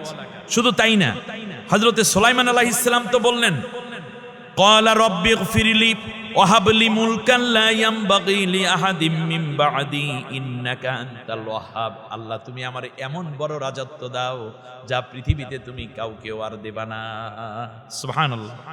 শুধু তাই না, ইউসুফ আলাইহিস সালাম রাষ্ট্র ক্ষমতা চাইয়া নিলেন। তিনি বললেন, ক্বালা জাআলনি আলা খাযাইনিল আরদি ইন্নী হাফিজুন আলিম ওয়া কাযালিকা মাক্কান্না লিইউসুফা ফিল আরদ। আল্লাহ রাব্বুল আলামিন বলেন, ইউসুফ ডাক দিয়া বলল, ও বাদশা, জেল থেকে বের হয়ে গেছি, এখন আপনি আমাকে খাদ্য মন্ত্রণালয় এবং জমিন ভূমি মন্ত্রণালয় আমাকে দেন। ভূমি মন্ত্রণালয় এবং খাদ্য মন্ত্রণালয় মন্ত্রিত্ব চেয়ে নিয়ে গেলেন কে? ইউসুফ আলাইহিস সালাম। আল্লাহ বলেন, এর পরবর্তীতে আমি আমার ইউসুফকে মিশরের রাষ্ট্রপ্রধান বানাইয়া দিলাম। সুবহানাল্লাহ। শুধু তাই না, আল্লাহ রাব্বুল আলামিন বলেন, শোনো, এমনি করে করে তোমাদের নবী ইব্রাহিম আলাইহিস সালামের দিকে তাকাও। ইব্রাহিম পয়গম্বর আল্লাহ রাব্বুল আলামিনকে ডাক দিয়ে বললেন, আয় আল্লাহ তাআলা, তুমি আমাকে এমন একটা রাষ্ট্র ক্ষমতা দাও। আল্লাহ তাআলা ফাকাদ আতাইনা আলা ইব্রাহিমাল কিতাবা ওয়াল হিকমাতা ওয়া আতাইনাহুম মুলকান আযীমা। কার কথা? সূরা নিসার 54 নম্বর আয়াতে আল্লাহ তাআলা বলেন, আমি আমার ইব্রাহিমকে একটা বিশাল রাষ্ট্রের রাষ্ট্রপ্রধান বানাই দিয়েছিলাম। সুবহানাল্লাহ। বলেন মুসা আলাইহিস সালামের ব্যাপারে আল্লাহ রাব্বুল আলামিন বলেন, শোনো, আমি মুসাকেও দান করেছিলাম এত বড় এক রাজত্ব, যাই পৃথিবীতে কম মানুষকে আমি দান করেছি। সুবহানাল্লাহ। তাহলে ইব্রাহিম পয়গম্বর রাষ্ট্রপ্রধান, মুসা আলাইহিস সালাম রাষ্ট্রপ্রধান, দাউদ আলাইহিস সালাম রাষ্ট্রপ্রধান, সুলাইমান আলাইহিস সালাম রাষ্ট্রপ্রধান, জুলকারনাইন রাষ্ট্রপ্রধান, মুহাম্মদ সাল্লাল্লাহু আলাইহি ওয়াসাল্লাম রাষ্ট্রপ্রধান। এরপরে মুহাম্মদ সাল্লাল্লাহু আলাইহি ওয়াসাল্লামের পরে আবু বকরও কি রাষ্ট্রপ্রধান, ওমর কি রাষ্ট্রপ্রধান, ওসমান কি, আলী রাদিয়াল্লাহু আনহু কি আপনি মাঝখান থেকে সেই রাষ্ট্র ক্ষমতা ছাইড়া দেন বাতিলের হাতে, আর আপনি তসবির দানা ধরছেন। আপনার মতো মূর্খ দিয়া পৃথিবীর অন্য কিছু হইল কমপক্ষে ইসলামের কোনো উপকার হবে না। সুতরাং আসুন না, আজকে যেই বাদশার কাহিনী শুনলাম এর মধ্য থেকে যে শিক্ষাটুকু পেলাম, চমৎকার কথা ছিল সামনে। দক্ষিণ দিকে ভ্রমণ করতে যাইয়া বাদশা জুলকারনাইন যেই জিনিস পেয়েছে সেই জিনিস আজকে শুরু হয়ে গেছে ইরান এবং এই ইরান এবং ইসরায়েল এবং আমেরিকার যুদ্ধ। এই যুদ্ধই হবে মালহামা। সেই কাহিনী যদি আল্লাহ কোনোদিন বলার তৌফিক দেন তাহলে ইনশাল্লাহ আপনাদের সামনে আমি পেশ করব। দক্ষিণ দিকে বাদশা জুলকারনাইন ভ্রমণ করতে গিয়া কিছু মাটির আলামত পেয়েছিলেন, সেই মাটির বর্ণনা আল্লাহ কোরআনের মধ্যে দিয়েছেন। যেই মাটিগুলো আল্লাহর পয়গাম এই আল্লাহর এই শাসক জমিনের শাসক যেই বর্ণনা দিয়েছেন সেই বর্ণনা অনুযায়ী সেদিন বেশি দূরে নয়, রাশিয়ার সাথে ইরানের অচিরেই একটা বন্ধুত্ব সম্পর্ক হবে। কিন্তু চীন আক্রমণ করবে কয়দিন পরেই ভারতে, খরাবুল হিন্দা মিনাস চীন, আল্লাহ নবীর হাদিস এটা। বাংলাদেশ এতদা অঞ্চলে একটা যুদ্ধ হবে। ইসাবাতানি মিন উম্মতি আহরাজাহুমাল্লাহু মিনান নার, ইসাবাতুন তাকজুল হিন্দা ওয়া ইসাবাতুন তাকুনু মা ঈসা ইবনে মারইয়াম আলাইহিস সালাম। আল্লাহ নবী হিন্দুস্তানে কোনোদিন আসেন নাই, কিন্তু বলেছেন এই হিন্দুস্তানে একটা যুদ্ধ হবে, এই যুদ্ধে যারা ইসলামের পক্ষে লড়াই করবে তাদেরকে আল্লাহ তাআলা জাহান্নামের আগুন থেকে স্বাধীন করে দিয়েছেন। শেষ। তৃতীয় হচ্ছে, মনে রাখবেন এই পৃথিবীতে যত ইহুদি আছে ওরা যতই উৎপাত করুক না কেন, আগামী কয়েকদিনের মধ্যে, কয়েক মাসের মধ্যে তারা শেষ হবে ইনশাআল্লাহ। বলে হোক না সেটা 2-4 বছর লাগতে পারে, কারণ নবীর একটি হাদিস বলে মুনাজাত করে দিচ্ছি। আল্লাহর নবী বলেছেন, লা তাকুমুস সাআতু হাত্তা ইউকাতিলাল মুসলিমুনাল ইয়াহুদা ফায়াকতাবিয়াল ইয়াহুদিয়্যু মিন ওয়ারাইল হাজারি ওয়াশ শাজারি ফায়াকুলুল হাজারু আউশ শাজারু আইয়ুহাল মুসলিম ইয়া আব্দুল্লাহ ইন্নাল ইয়াহুদিয়্যু মিন ওয়ারাই আও খালফি ফাতাআল ফাকতুলুহু ইল্লাল গরকাদ ফাইন্নাহু মিন শাজারিল ইয়াহুদ। আল্লাহ নবী বলেছেন, এই ইহুদিদেরকে যতদিন পর্যন্ত শেষ না করবে, হত্যা না করবে মুসলমানেরা, ততদিন পর্যন্ত কিয়ামত হবে না। শুধু